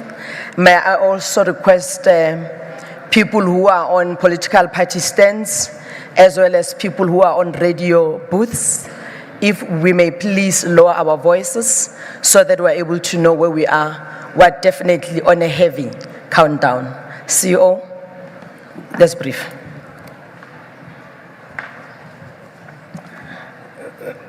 Good afternoon. Oh, good evening.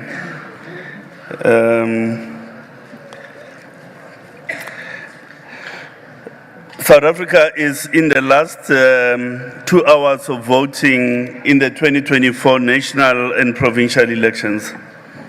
And although we are nearing the end of the voting period, many South African voters are still casting their ballots in certain parts of the country. We are experiencing a late surge and are processing a large number of voters in certain areas, in particular the metropolitan areas in Gauteng, the Western Cape, KwaZulu-Natal, and the Eastern Cape. In today's earlier briefing, the Commission indicated that it would implement measures to increase the processing of voters in busy areas. We are pleased that our efforts are beginning to yield results, with the length of the queues beginning to reduce. The Commission is also pleased to report that most glitches reported earlier in the day have now been overcome, allowing electoral officials to service voters timeously. Part of the measures that we implemented to deal with the long queues in the metropolitan areas was to call on the counting officers who were due to join later, but we called them earlier to assist with dealing with the queues. The Commission wishes to reiterate that all voters who arrive at the station before 9 will be allowed to vote, even if it takes beyond the closing time to complete the process. So no voter who's at the station will be denied their right to vote. The staff of the Commission will remain at voting stations to ensure that every voter is given their ballot.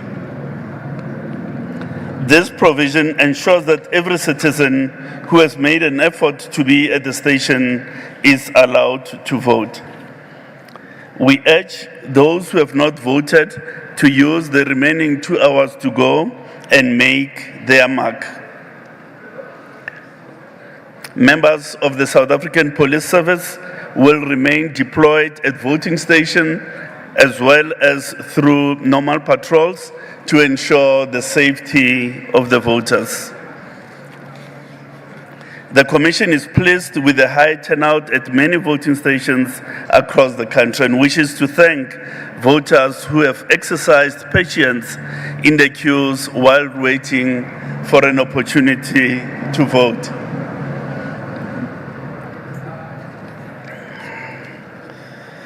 Is the police patrols to ensure the safety of voters.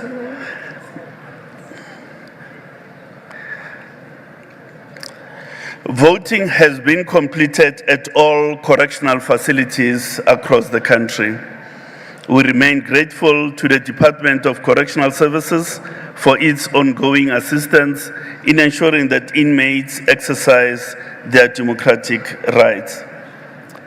Once the counting processes have been concluded, the Commission will start a process to remove all voting materials, which is ballot boxes,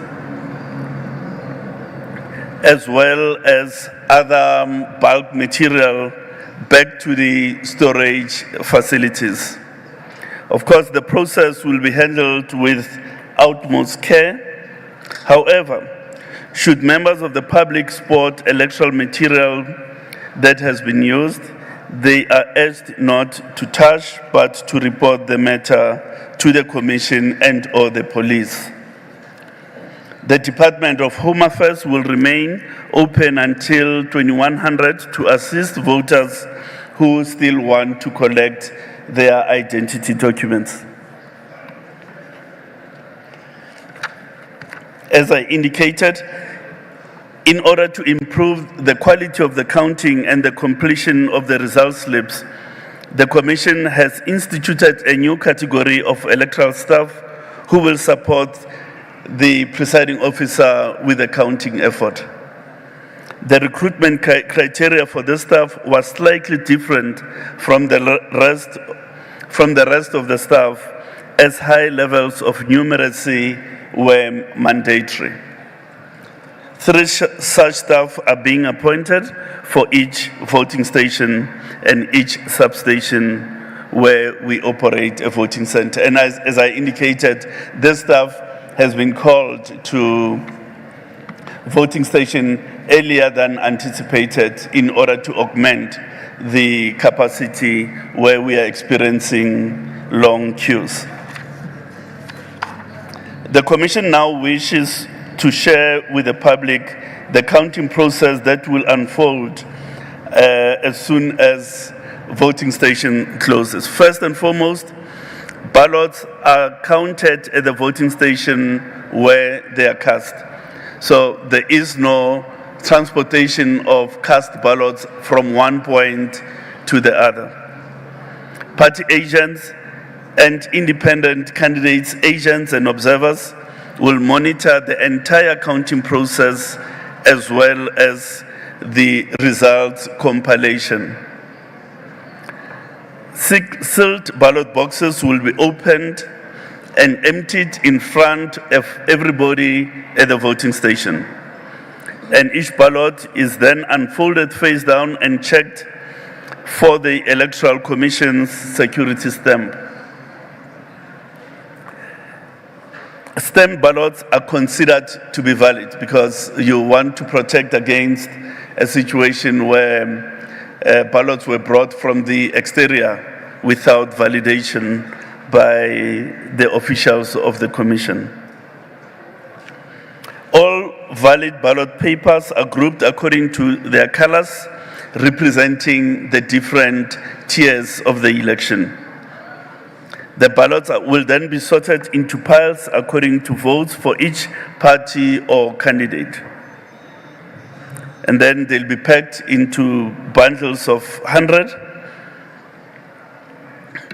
until a count is confirmed in respect of a party or a candidate.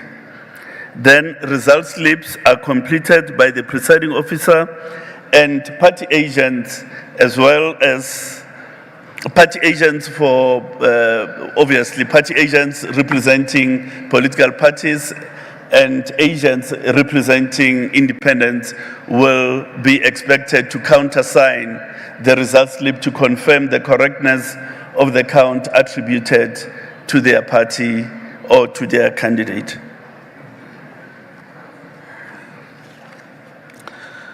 The other electoral stakeholders, such as observers, are also allowed to observe the counting process.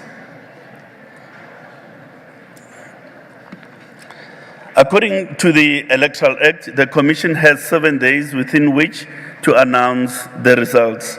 In the past, we've been able to declare and announce the results well within this period, and even on this occasion, we'll endeavor to achieve the same.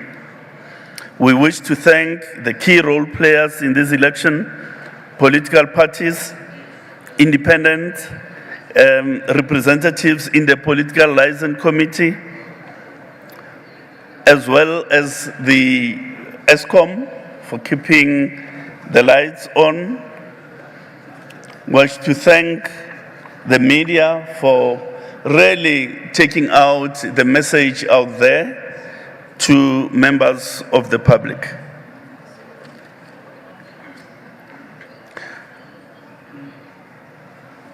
So we continuously engage in the unfolding electoral process and to deal with issues that may still arise from the operations at the 23,000 voting station. The Commission wishes to thank voters who have already responded to the call to vote and appeals to all those remaining to make their way to voting stations before 2100. And for those who are in the queues, we assure them that their turn will come and we will not close the stations before they cast their vote, and thus we call for their patience. Thank you.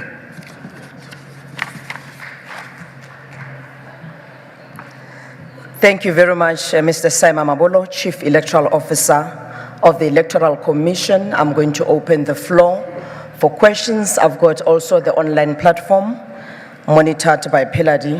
We'll also take questions from there. I'm going to go this way. This first block, second, third. 2 hours to go, ne? So we're not camping here. I'm going to start with you, Busi, this side, and then we go that way. Yes, good evening. Thank you, Busi Chimambe from the SABC. I wanted to find out how prevalent were the difficulties experienced with the voter management devices at the different voting stations. What was the impact of some of those difficulties, and how do you intend to mitigate them? Sorry, yeah. It's Natasha Puri here again from SABC News. I know the IEC has clarified the issue of, overriding the 2 transactions. But there's a case here. Somebody just sent something saying that they were approved for Section 24A vote at another voting or province. But when that person went to that voting station, they were told that they should actually go vote in Johannesburg. So can I just have clarity on that? Have there been any problems in regards to the Section 24A vote? Thanks so much.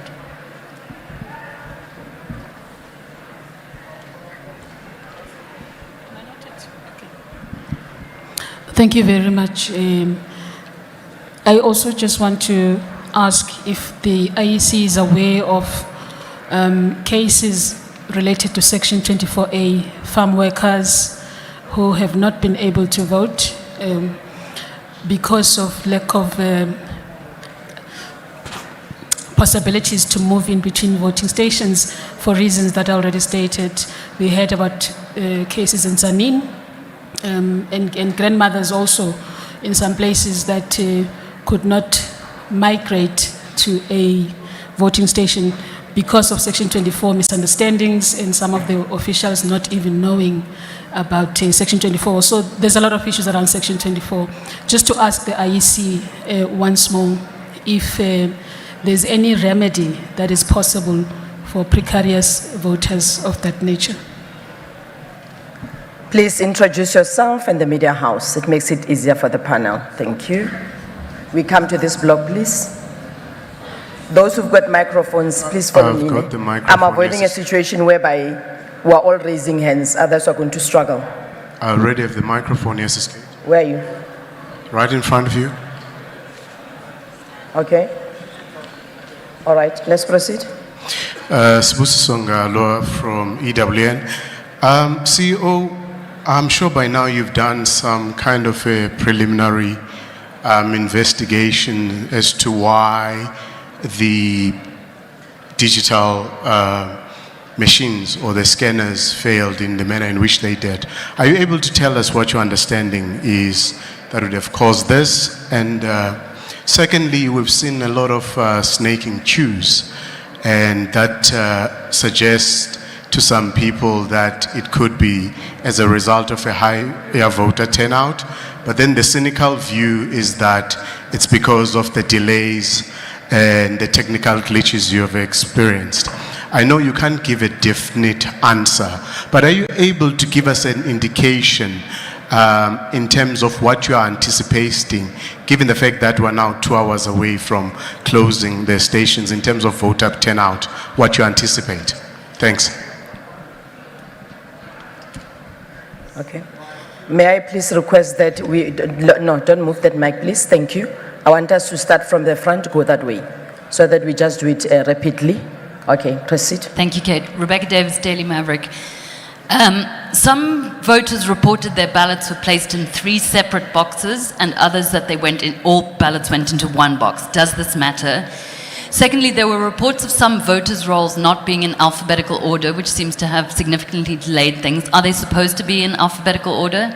And lastly, at a voting station in Kraaifontein, voters have just been told by the IEC officials that it's not enough to be in the queue at 9 p.m.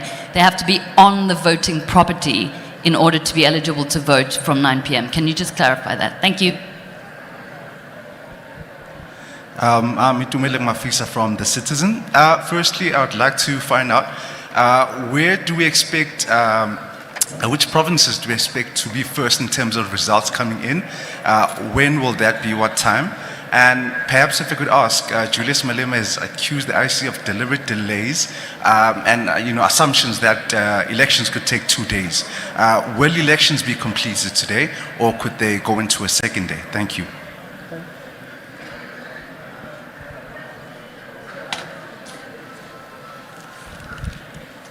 No, thank you. Limtuno from Umkhonto Wesizwe Party. No, earlier on. Excuse me, please. May I only request journalists, this is a media briefing.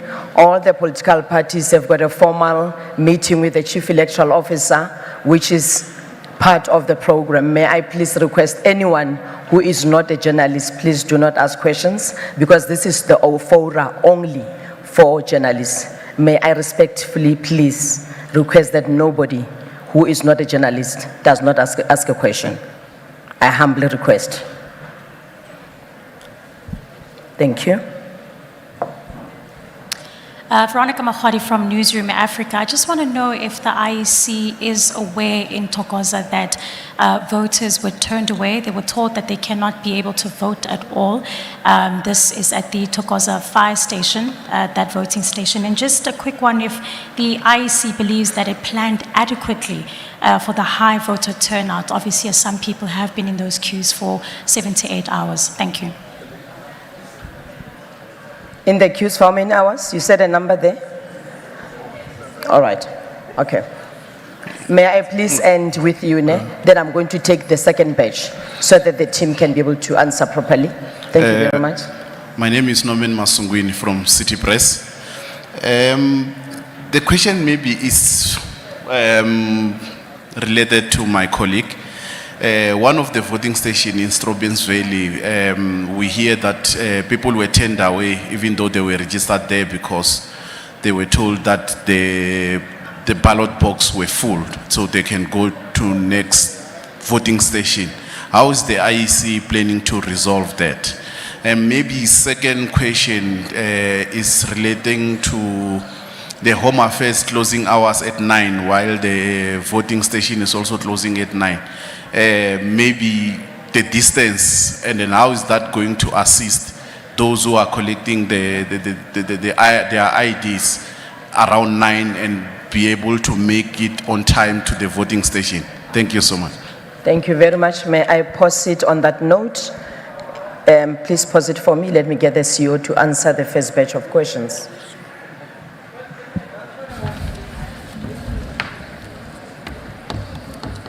The question about Home Affairs closing at 9, the Commission is unable to speak on behalf of Home Affairs.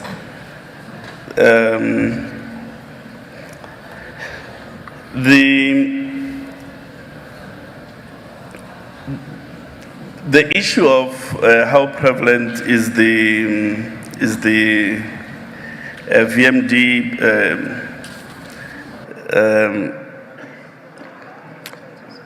difficulties. It's uneven from municipality to municipality. There's no consistent performance across even a municipality. I think let's not forget that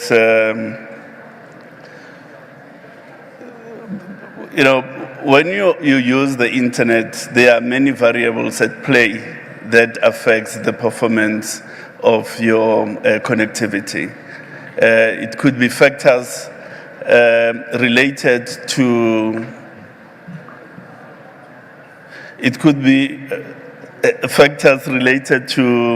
the infrastructure. It could be factors related to the software. It could also be factors related to bandwidth and traffic. So there's a whole range of possibilities that may affect the performance of technology such as the VMD. What is the mitigation? Look, the VMD it's an important part of the voting process, but it is not it's not a legal requirement. So the legal requirement at the voting station remains the voter's roll. And all voting stations were provided with a voter's roll.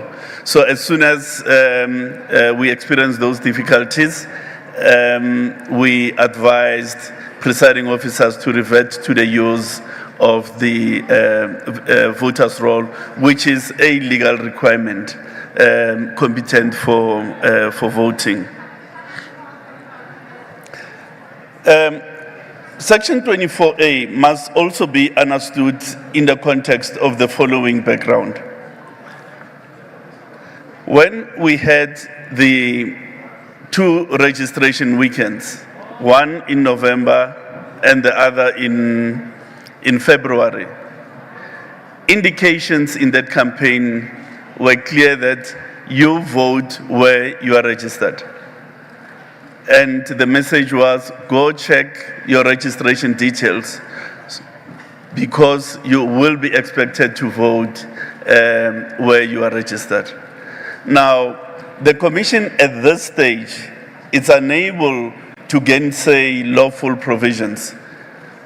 The Commission just does not have the capacity to gainsay a legally instituted provision for people to vote in the voting districts in which they are registered.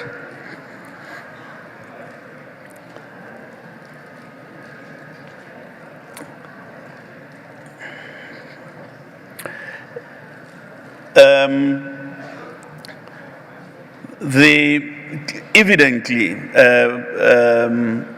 we are in for a higher turnout than we had in 2019, which is why it is the single most intention of the Commission at this point to ensure that every vote that is on the queue, every voter rather, who is on the queue is given an opportunity to record their political choice.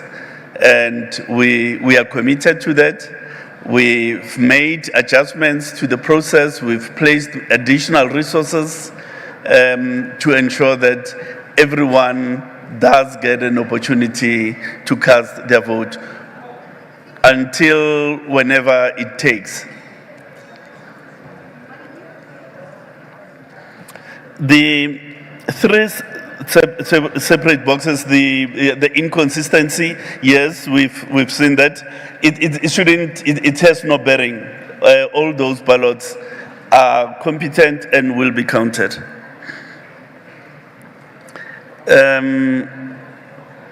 No, there are no deliberate delays on the part of the Commission. It is not so.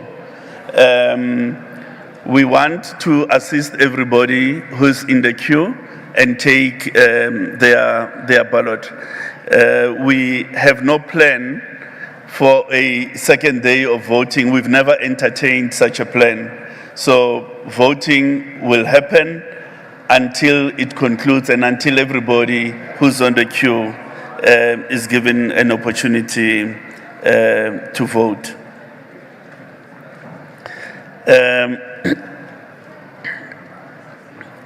The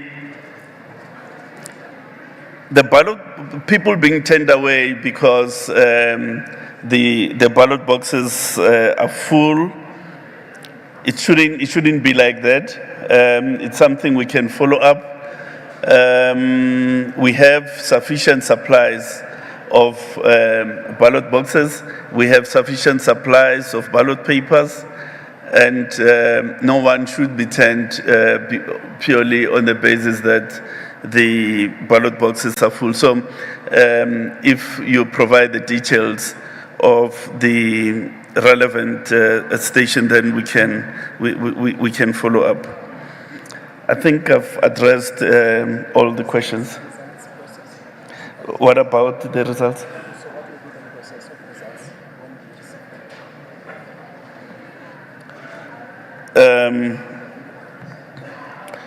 Well, we did indicate in the statement that counting will happen at the station where the ballots were cast. It will happen in front of observers and party agents, and a result slip will be generated and countersigned by party agents as well as observers that may be there. From then on, it will be taken to the local office of the IEC in a temper evident bag. And at the local office of the IEC, where the local party structures will be present, it will first be scanned into the results system to create an image of that result. After creating an image, which will then be available for political parties that are here on those screens once that image is created, because it will be linked via a barcode to a particular voting station. After that, then it will be captured. It's a double-blind capture system, and after capturing, then it will be audited. There is a consortium of audit firms led by Grant Thornton who are going to be auditing the results. Each auditor has a unique audit code which they'll input into the system to confirm the correctness of the captured result. Once the captured result has been audited and there are no exceptions related to that result, you'll begin to see the votes reflecting on the leaderboard. When do we expect the first result? It is tough to call given the big turnout that we are dealing with. In elections past, we will get the first result around 1 a.m. On this occasion, it may take slightly longer because firstly, we count in 3 ballots instead of 2, and we count in more ballots in terms of voter turnout. So it's going to be slightly later than usual rather.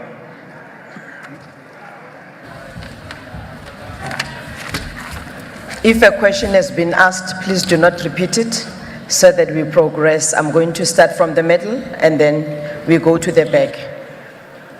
From the middle, then we go to the back. Can I start asking? All right.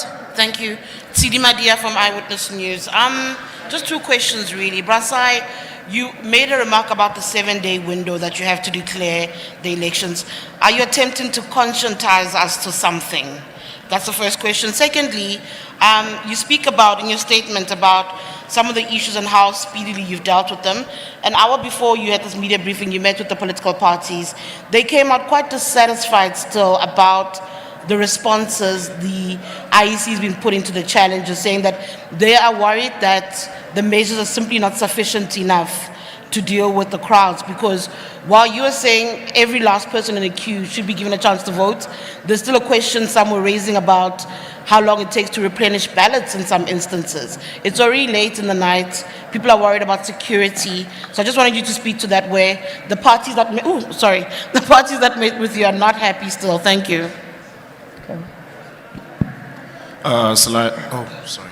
Excuse me, can we please, may I request, I said let's start in the middle, because if you grab the microphone, it becomes a problem. We won't finish. May we start here and then go that way? Thank you very much. Yeah, proceed. Salino Makwidi from Salam Media. Just two quick questions. We saw a lot of videos on social media that might want to, put into question the legitimacy of the elections. Just how prepared was the IEC when it comes to, mitigating, fake videos that are going viral on social media? And then secondly, considering all of the delays, that have been, put forward by, all of the parties present, under which circumstances would the IEC consider extending the day of the elections?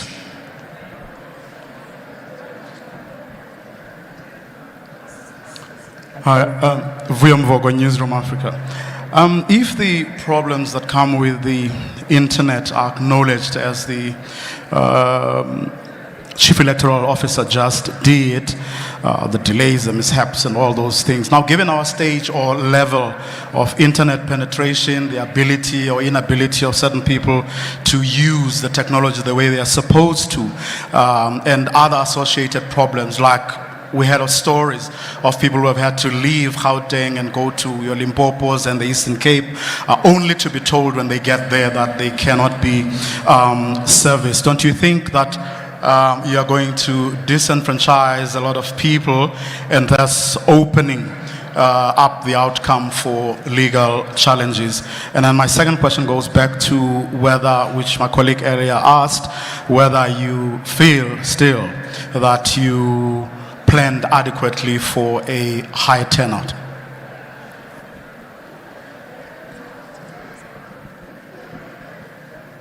Veronica Makhwadi again from Newsroom Africa. I just want to go back to the Thokoza fire station. We're getting reports now that voters have forced their way through the doors. Are you aware of that?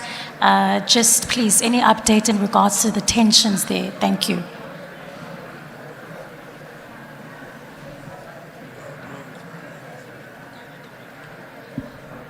Yes, hello, Celine Clary from AFP. You talk about a higher turnout than 2019. Do we have an estimate number of the turnout up to now?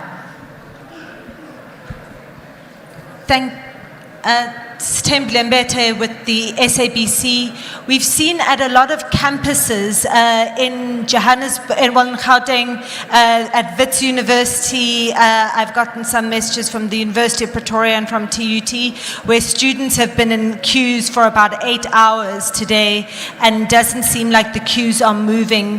Have you gotten any official news about what's happening there and what measures are being put in place for students at the main universities, in Gauteng in particular? Thank you.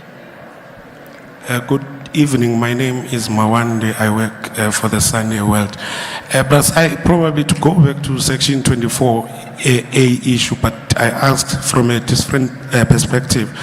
We've been getting a lot of complaints about civil servants, for instance, like police officers, soldiers, who would have been deployed to different provinces that we have never foreseen that they wouldn't be at their places where they vote at the time of the elections, because these deployments happen as the last minute things. Can you talk to that as it relates to free and fair elections, as well as the right to vote of those particular civil servants? And number two, the DCUO earlier on spoke about the result slip, that a copy as well is left either at the wall or at the door of the voting station. My question to that is, how long does it stay there for the public? That's what he said, for the public. If they want to satisfy themselves, they can go and observe. For instance, if I want to go where I vote at North Cliff Primary, and I'm here, let's say I'm leaving here at 1 o'clock, and I find it still there at the door or at the wall of my voting station. Lastly, as an interesting point, the pattern of the packing order of the ballot papers, what is the formula or methodology that was used? I ask this on the basis of the national, I particularly pick up national, Mpumalanga and KwaZulu-Natal, where the MK party and the ANC are on the same line, and I ask it because of the politics that are on the ground as it relates to the competition between those two political parties. Thank you very much. Thank you very much. May I please pause? I'm going to take the last question, a question from you. When I come back, Pelad, you've got questions from the platform? Please proceed.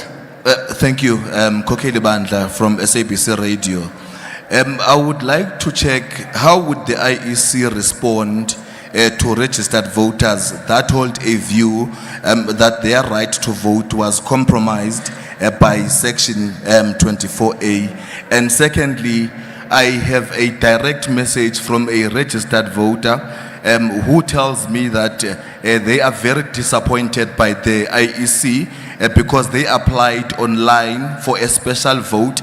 He received an SMS and was approved, but when he went to his VD, his name did not reflect from the voters roll.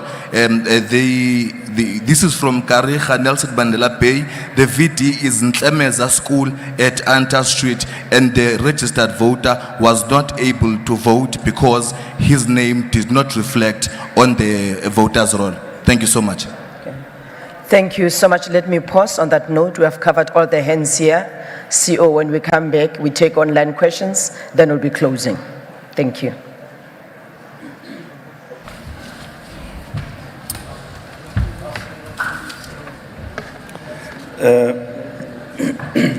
No, thank you very much, Kate.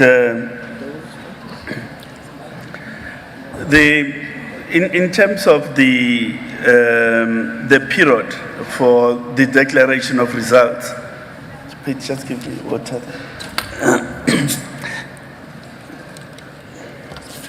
It's fine.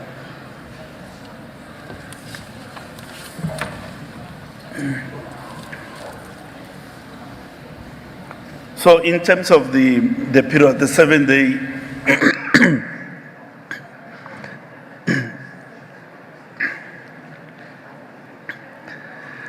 when I was growing up, if you have this type of thing, they say you probably are not telling the truth.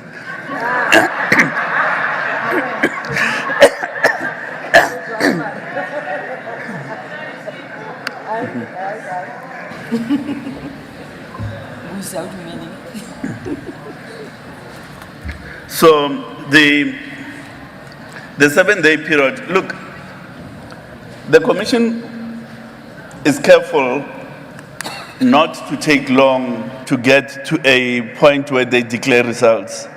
It is not the intention of the commission to take the whole 7 days and have the country in suspense for that period. At a reasonable opportunity, the commission will announce the outcome of the elections, balancing two imperatives. The one imperative is accuracy, because we've got to be accurate in the recording of the election result on the one hand. The second imperative is speed, because for as long as you don't announce the results, the country is in a politically tenuous situation. The markets react to that and so on. So it is not the intention of the commission, therefore, to have a prolonged period without declaring the results. So that's what we really wish to indicate on that question.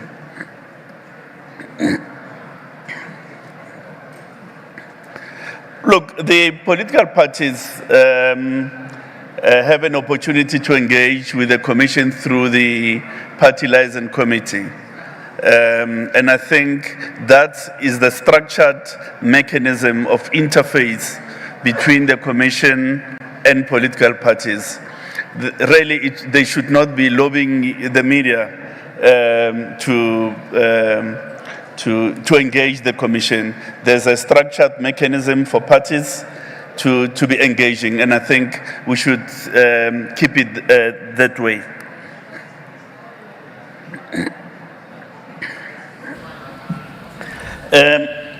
Social media preparedness. No, we've been quite prepared. We've put a lot of resources into managing the social media space, starting with the partnership that we had with the social media platforms themselves and our own internal capacity to monitor social media and then to respond. What is clear though is that the quantum of posts outpaced our reaction time. You know, you'll deal with something on Facebook and with something on X, and then it reappears somewhere on WhatsApp, and you only dealt with it on the other two, and so on. And one post, especially if it's of a negative nature, will be reposted several times and so on, despite explanations that are given. So we remain challenged by that phenomenon. What will it take to consider extending voting days? It's a very complicated consideration, because if you extend, what do you do with the ballots that are cast? And there are millions of them at this point. Where do you take them whilst you wait for the extended day? So you might be unwittingly be introducing dynamics that you are unable to handle. You might be introducing risk in an unintended fashion. Hence, the preference of the Commission is give everybody an opportunity to cast their ballots until voting is completed, whenever that is.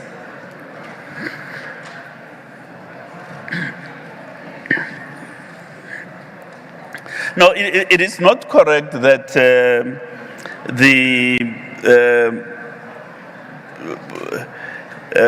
VMD disenfranchised people, precisely because where the VMD did not operate optimally, you could always use the physical copy of the voter's roll.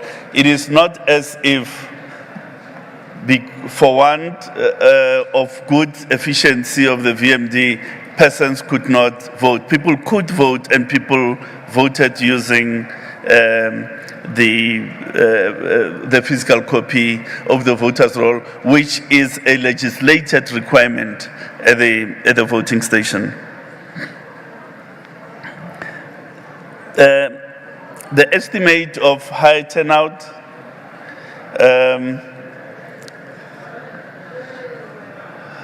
it's difficult to call until you complete the counting process. Suffice to say, it will probably be well beyond what we had, the 66% we had in 2019. Campuses, yes, we are aware of the difficulties that we experience at campuses. There's a huge turnout there, and you know, it is not as if people are not being processed, they are being processed, but as much as you deal with a group, an equivalent number, if not more, join the queue. We don't lament that. It's a good problem to have.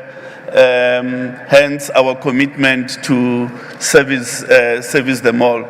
Even at many of the voting stations in Gauteng, KZN, and Eastern Cape and the Western Cape, as soon as you deal with numbers, a equivalent number, if not more, joins the queue, and they need to be serviced, and we want to service them. How long does the result slip stay? There's not a prescribed period. The idea really is to give people at that voting station a glimpse of what the outcome is at that voting station. Some stay there a week, others within a few hours they're taken off by the landlords and so on. But it's not there's no prescribed period. The sequencing of the screen follows the sequence on the ballot paper. So what you have on the left-hand side of that middle leaderboard is precisely the sequence of the ballot, and what you have on the right is precisely what you have on the ballot paper. I suppose it's a matter of curiosity, but it's not designed. It's purely on the basis of the sequence of the ballot paper.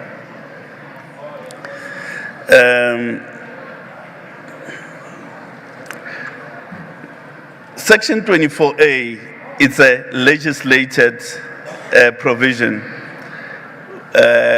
which has not been challenged. It was promulgated by Parliament to introduce a control in the voting process. So it's a lawful provision. It's part of our electoral prescripts, and as I indicated yesterday, it's not a gratuitous interference with the freedoms of people. It is important to protect the integrity of the election, because in 2019, people made claims that using this facility, they voted at one point and also went to go vote elsewhere. And that nearly imperiled the credibility of that election. Our country cannot afford a prospect of that sort. Now, the issue that my sister raises about Thokoza fire station, at the point when we came here, that matter had not come to our attention. It may have arisen since the media briefing started, but our colleagues over the cross there, they look at issues like that and resolve. I've dealt with all the questions. Thank you. As we wrap up, I'm going to the extreme right. Piladi, can we start with you with online questions, and then we move like that? Thank you very much. Thank you. I've got a couple of questions from our online colleagues. The first one is Nobuhle Similani from BBC. Voters at Waterfall Johannesburg voting stations have said they have been waiting for 7 hours to vote. Do we know what is behind the long waiting times in that area? And then question number 2 is Bongam Tembu from Luxion FM. We are still at the ground at our area of broadcast, Katlehong, Palm Reach and local areas, but we have seen police packing up while the masses are still coming in numbers. This is Ward 101 in Ekurhuleni. And also, I haven't seen medical personnel around voting stations. Question number 3, Ndivuo Mulawuzi from Future Stars Media. We've just left the Soshanguve polling station in Juku Lane, namely Kondelelani Secondary School. There is a power outage. The whole voting station is in dark, forcing voters to use their phone flashlights to cast their ballots. With questionable security of those votes along voters, the queue is still long. Our observation noted only one police officer present. Despite Juku Lane's high crime rates, raising concerns about the inadequate security measures. Additionally, ANC members were seen at the gate in party regalia, singing party chants, which is against election protocol. Given these issues, how can the IEC ensure the security of the ballot boxes and the overall integrity of the elections? Then our last question is Disetso Manuko from Food from Zanzi. Peladi, just take your mic a little bit up. Okay. Yes, please. The last one is from Disetso Manuko from Food from Zanzi. My question relates to other stations getting 3 ballots and having to deposit in 3 boxes while others had an envelope. What is the criteria of different patterns of voting? Thank you. Thank you very much. May I please, I need help. Can I please, Grenville, there's a lot of competition at the back. So can please, people at the cross, we need to finish this business. Can they please take it down? I'll appreciate. Where? Yeah, there's a bit of groupie there. Okay, let me take the last 3 questions that I've pointed out. Yes, starting with, no. Start with the gentleman here. Thank you very much. Thank you, Sis Kate. Kaya Koko from Mail and Guardian. I just want clarity regarding the number of ballot boxes per VD. Is it supposed to be 3 or other VDs can have 1?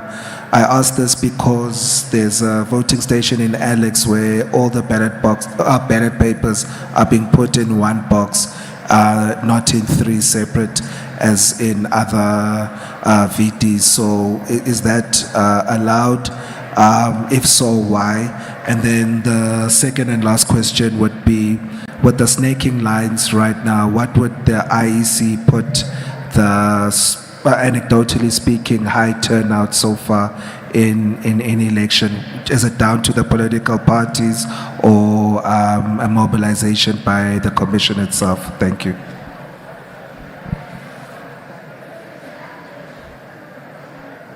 Yes, ma'am. Hi, my name is Nafisa Dango. I'm supporting Salam Media. We've been having an issue where we've been getting phone calls from Ward 58. We have been at the polling stations there. There's a serious issue. People have been waiting for over hours. There's not enough resources to be able to deal with the voters. And the concern that was coming from the councillor was that many voters are going away and we tend to be losing out on votes. So how are we going to solve this problem? Are we going to add additional resources in order to assist to be able to get that line going? Okay, I'm taking the last 2, then I'll be done. Thank you very much. We have to close. Our officials need assistance on the ground.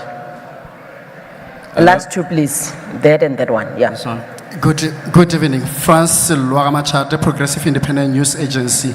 Mine is going to be short. There are allegations of a house that is owned by a political party member or leader in Mamelodi and Mafias that has been used as a voting station. Can you confirm if there's such and how true is that? Thank you so much. Last one, thank you. Thank you, Aviwem Dila from ENCA. Mine was that very question, just on the awareness of the IEC on that, and is that protocol that a government official's house can be used as a voting station? Also, just on one of the voting stations where it closed at 2 o'clock and community members were told that voting there is done, everyone has voted, and the IEC packed up. Is that... Can you confirm the area, please? It was raised by one of the political parties we were speaking to. I'll confirm in a moment. Okay. We need details. Thank you very much, CO. Let's wrap up.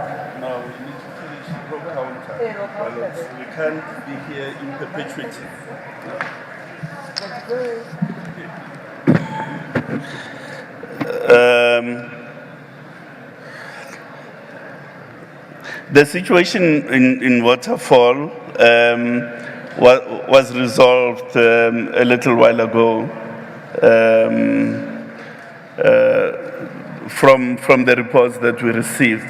So it's now seemed to be operating much quicker than was the case before. You know, as we are here, I saw the Deputy National Police Commissioner who assured us that police can't withdraw from the voting station until the last voter has voted, and they then need to escort the presiding officer and or area manager back to the local storage sites. So if there are police withdrawing in, as you say, then it's an aberration. It is not the plan. The plan is that police stay at the station until everybody is served and until the counting process is concluded. The power outage in Juki Lane is a matter that has not come to our attention. It may have just arisen, of course, but all we can indicate that the Commission has in its possession no less than 34,000 lights, because we anticipated that there may be situations such as those, and we should be in a position to provide those lights to all areas in Juku Lane. The envelopes vis-a-vis ballot boxes. Envelopes are used on special voting days outside the country, as well as special voting days inside the country. On election days such as today, there is no requirement to place cast ballots in envelopes. So you just need to use you need to deposit your cast ballots into the ballot boxes. The number of ballot boxes, we do have a voting station layout which depicts the flow of voters in a voting station, in terms of which 3 ballot boxes are recommended. And they're recommended to assist with the sorting of ballots, because if you use 3, they are already sorted, whereas when you use 1, they are all mixed up. So you must first take the national ones, take the regional ones, and take the provincial ones. So using 3 ballot boxes facilitates the sorting in that manner. If a presiding officer has not used 3 ballots, of course, it doesn't mean that those ballots are lawfully cast. It does mean that it will take longer to sort them out. Is turnout a result of the work of the Commission or of political parties? I think it's a confluence of 2.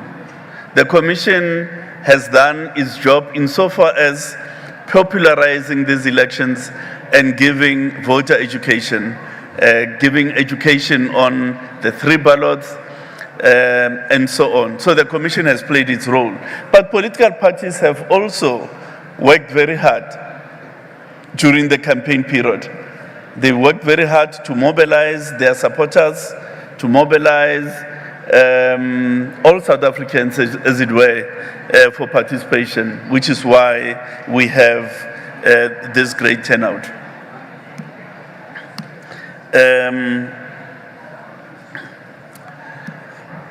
the house of a political leader as a voting station. Look, let me give you the applicable framework. About 12 months before an election, there is a process where voting districts as well as voting stations in those voting districts are presented before the municipal political liaison committee.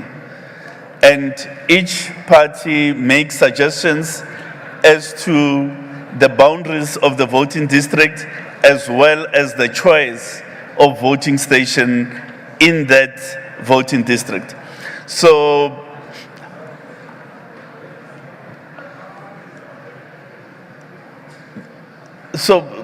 in that context, political parties should have raised an objection to this scenario because firstly you need a centrally based station so that every body from all corners of the boundaries of that voting station has almost an equidistant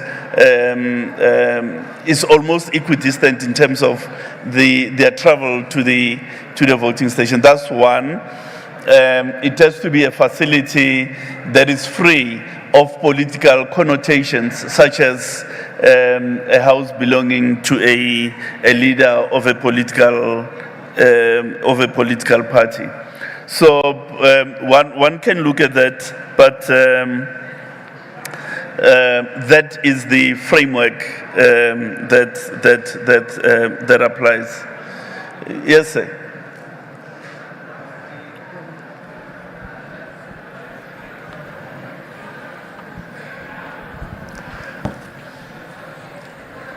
Just on the voting stations that close at 2 o'clock, the one is Kwanonzondolelo Ward 2. Kwanonzondolelo Ward 2 in the Western Cape, where community members were told that the residents had voted and they were done. The other is in Saldanha Bay in George Gert Hall, where the voting station was closed and we were told that voting was, they were counting after 2 o'clock. Today or yesterday? Today, yeah. It's strange, you know. We don't have that information, but we can go look at those details. It sounds, it's a very strange occurrence. Okay. Natasha Piri, what do you want to say? I just wanted to add, but okay, you've partially covered me. I just wanted to make you aware. But talk to the mic. Oh, sorry. I just wanted to make you aware of the issue that's happening, what's happening right now in Kwakwa with some of the power cuts, the same complaints, and now people are said to be using their phones to actually go vote. Some have even turned away. There are also places like, can I just quickly read this? In KZN, Ugu, Umzumbe, Ward 8, all the VDs, they also have the same problem of power outages and load shedding, and this despite the fact that the IEC had promised that there's going to be no load shedding today. No, the IEC is not a provider of energy. That is ESCOM. What the IEC communicated to you was the assurances that we had received from ESCOM. Whether it is a case of load shedding or some other kind of outage, we're not sure. We'll go look, because obviously we don't want voting and counting to be happening in the dark. Those circumstances are less than ideal. We want everything under the lights, so that there are no allegations of things untoward happening during the cover of darkness. So thank you very much for your audience. On that note, ladies and gentlemen, thank you very much. You've got our platforms available. We'll engage on those. Thank you. Ra leboga.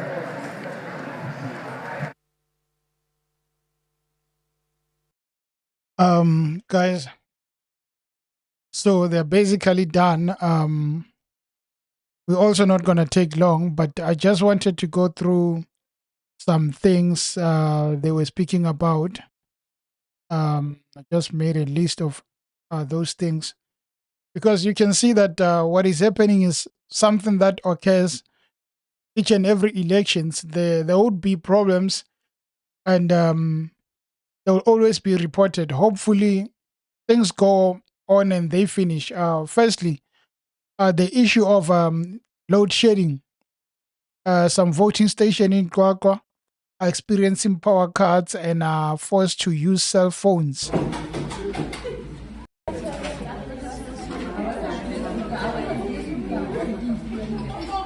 How are these not going to be rigged if there is no electricity? And I don't think it's load shedding. Someone probably messed up with the transformer. So here we go, IEC. Cell phones. I mean, it doesn't make sense at all.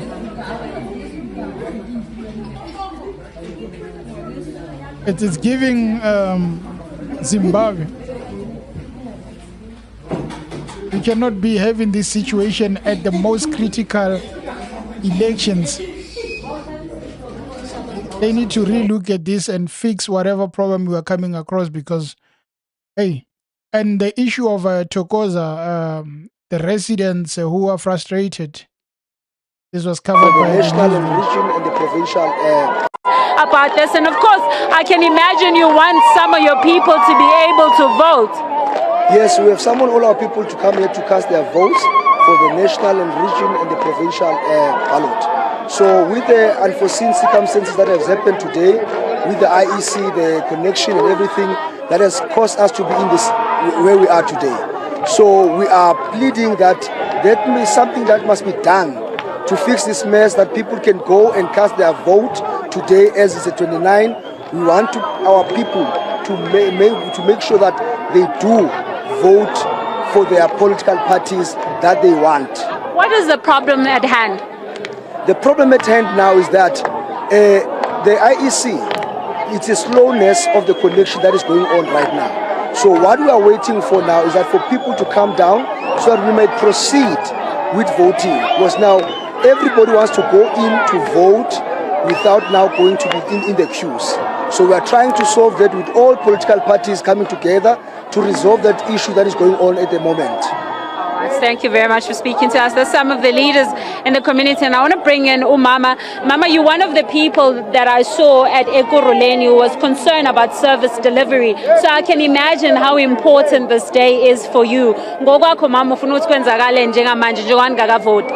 Njengamanje mama njengoba silapha nje ngaba buhlungu kabi njengoba kulokho ekusukela ekseni olayini bade kule voting station enincane kade sayikhwira lento yendaba ye voting station encane sathi abafake ugesi njengoba sasifuna ugesi nje sisiphikelele ejimisini sasenzela khona ukuthi ngokhetho sikhuleke njengamanje angeke sisikwazi ukungavoti ena njengamanje uIEC akeze azositshena ukuthi kusukela manje sivota ngoba sifuna ukuvota ena kunabantu abanikwe abelunga ukuthi bazovota ma bengasavotanga kufanele kusasa baye emsebenzini bazofika ba report ukuthini emafemini bengazange bakhona ukuvota njengamanje sizothi enough is enough abaphathi bezwe abasitshela ukuthi sizovota kanjani kulesi stage esincane ekubeni singabantu abangaka lento kade sayikhwira kusaregister abangeza bayazi ukuthi inamba ingakanani eauditorium njengoba sebezosinikeza ifire station encane ena lokho kufike ekseni iscanner esodwa ungaskena abantu aba more than 5000 ngescanner esodwa kusukela ekseni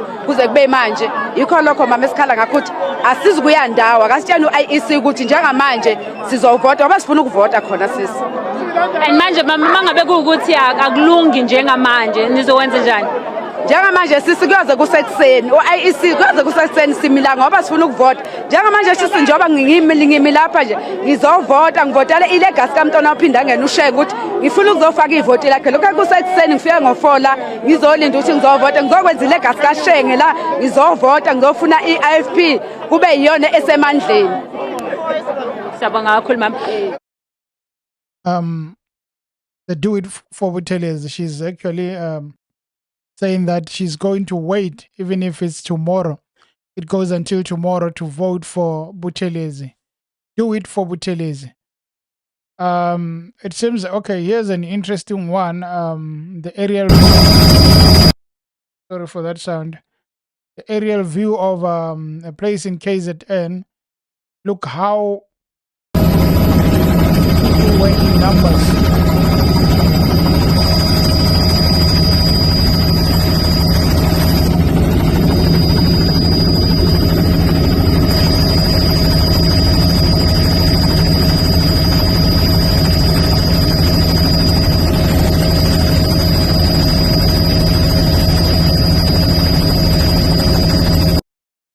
Ramaphosa must really prepare himself to leave the office.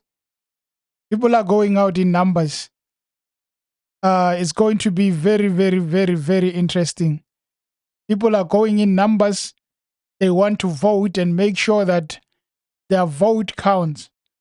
But then the issue of 9 p.m., as we are going closer to that, I'm wondering how they are going to address that, because the people want to vote, and the long queues that are still there, they don't really guarantee us that all of them are going to vote.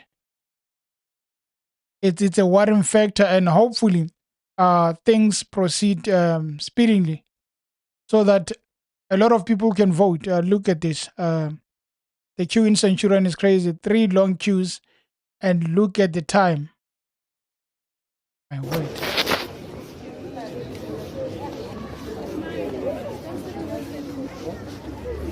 I don't know.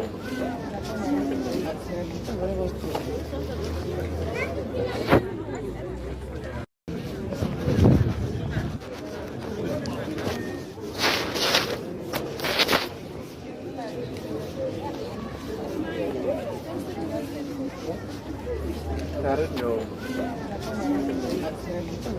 If this really becomes the reason why the ANC wins, it's going to be a problem. IEC is just flopping this time. I mean, the biggest turnout, more than 2019, and you have no clue on how to resolve issues. 9 p.m., you have thousands of people. I mean, it takes a lot of time to vote, for one person to vote. Approximately 7 to 10 minutes. You cannot cover more than 1,000 people for 2 hours. It is impossible. Now the question is, are they going to cut and say that beyond here, hey, let me pass here. I was not aware. And say beyond here, we are not doing anything. We are cutting you. Or are they going to proceed? Because it doesn't make sense now. It doesn't make sense. Let's look at this live scenes at Parklands in Cape Town at 7 p.m. Just an hour ago. I mean, this is ridiculous.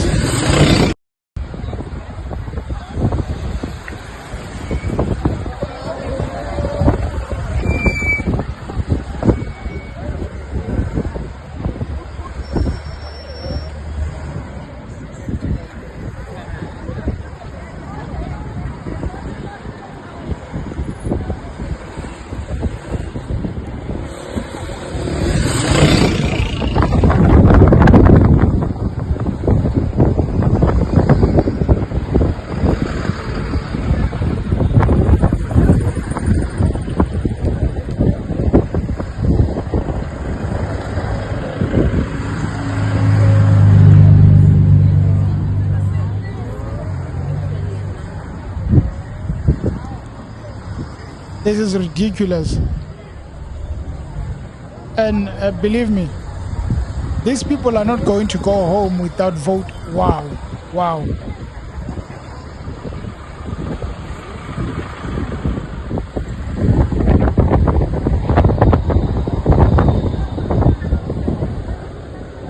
No, it's a lot of people here.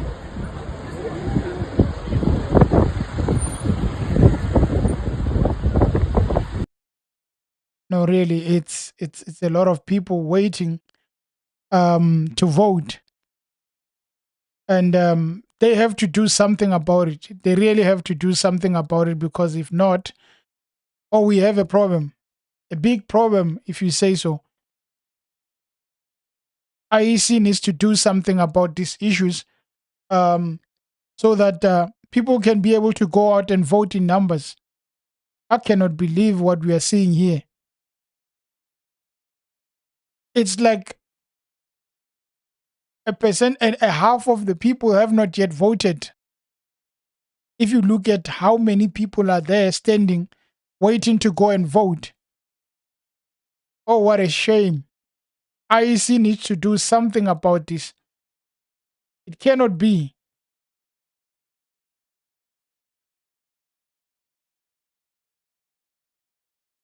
We seem to be low on network. It seems like we've been online for 3 hours now. Hopefully, you guys can be able to hear me. But look at this. The IEC is failing people a last year at this time. My word. Next thing, you know, South Africa, the most dangerous place. The most, anyway, guys, if you can be able to hear me, because I think I have a problem with the network. We've been online for some time. So hopefully it can kick back. And if it can't, obviously we might have to leave. Are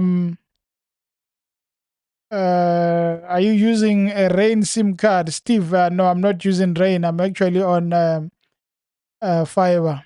I think it's Voma.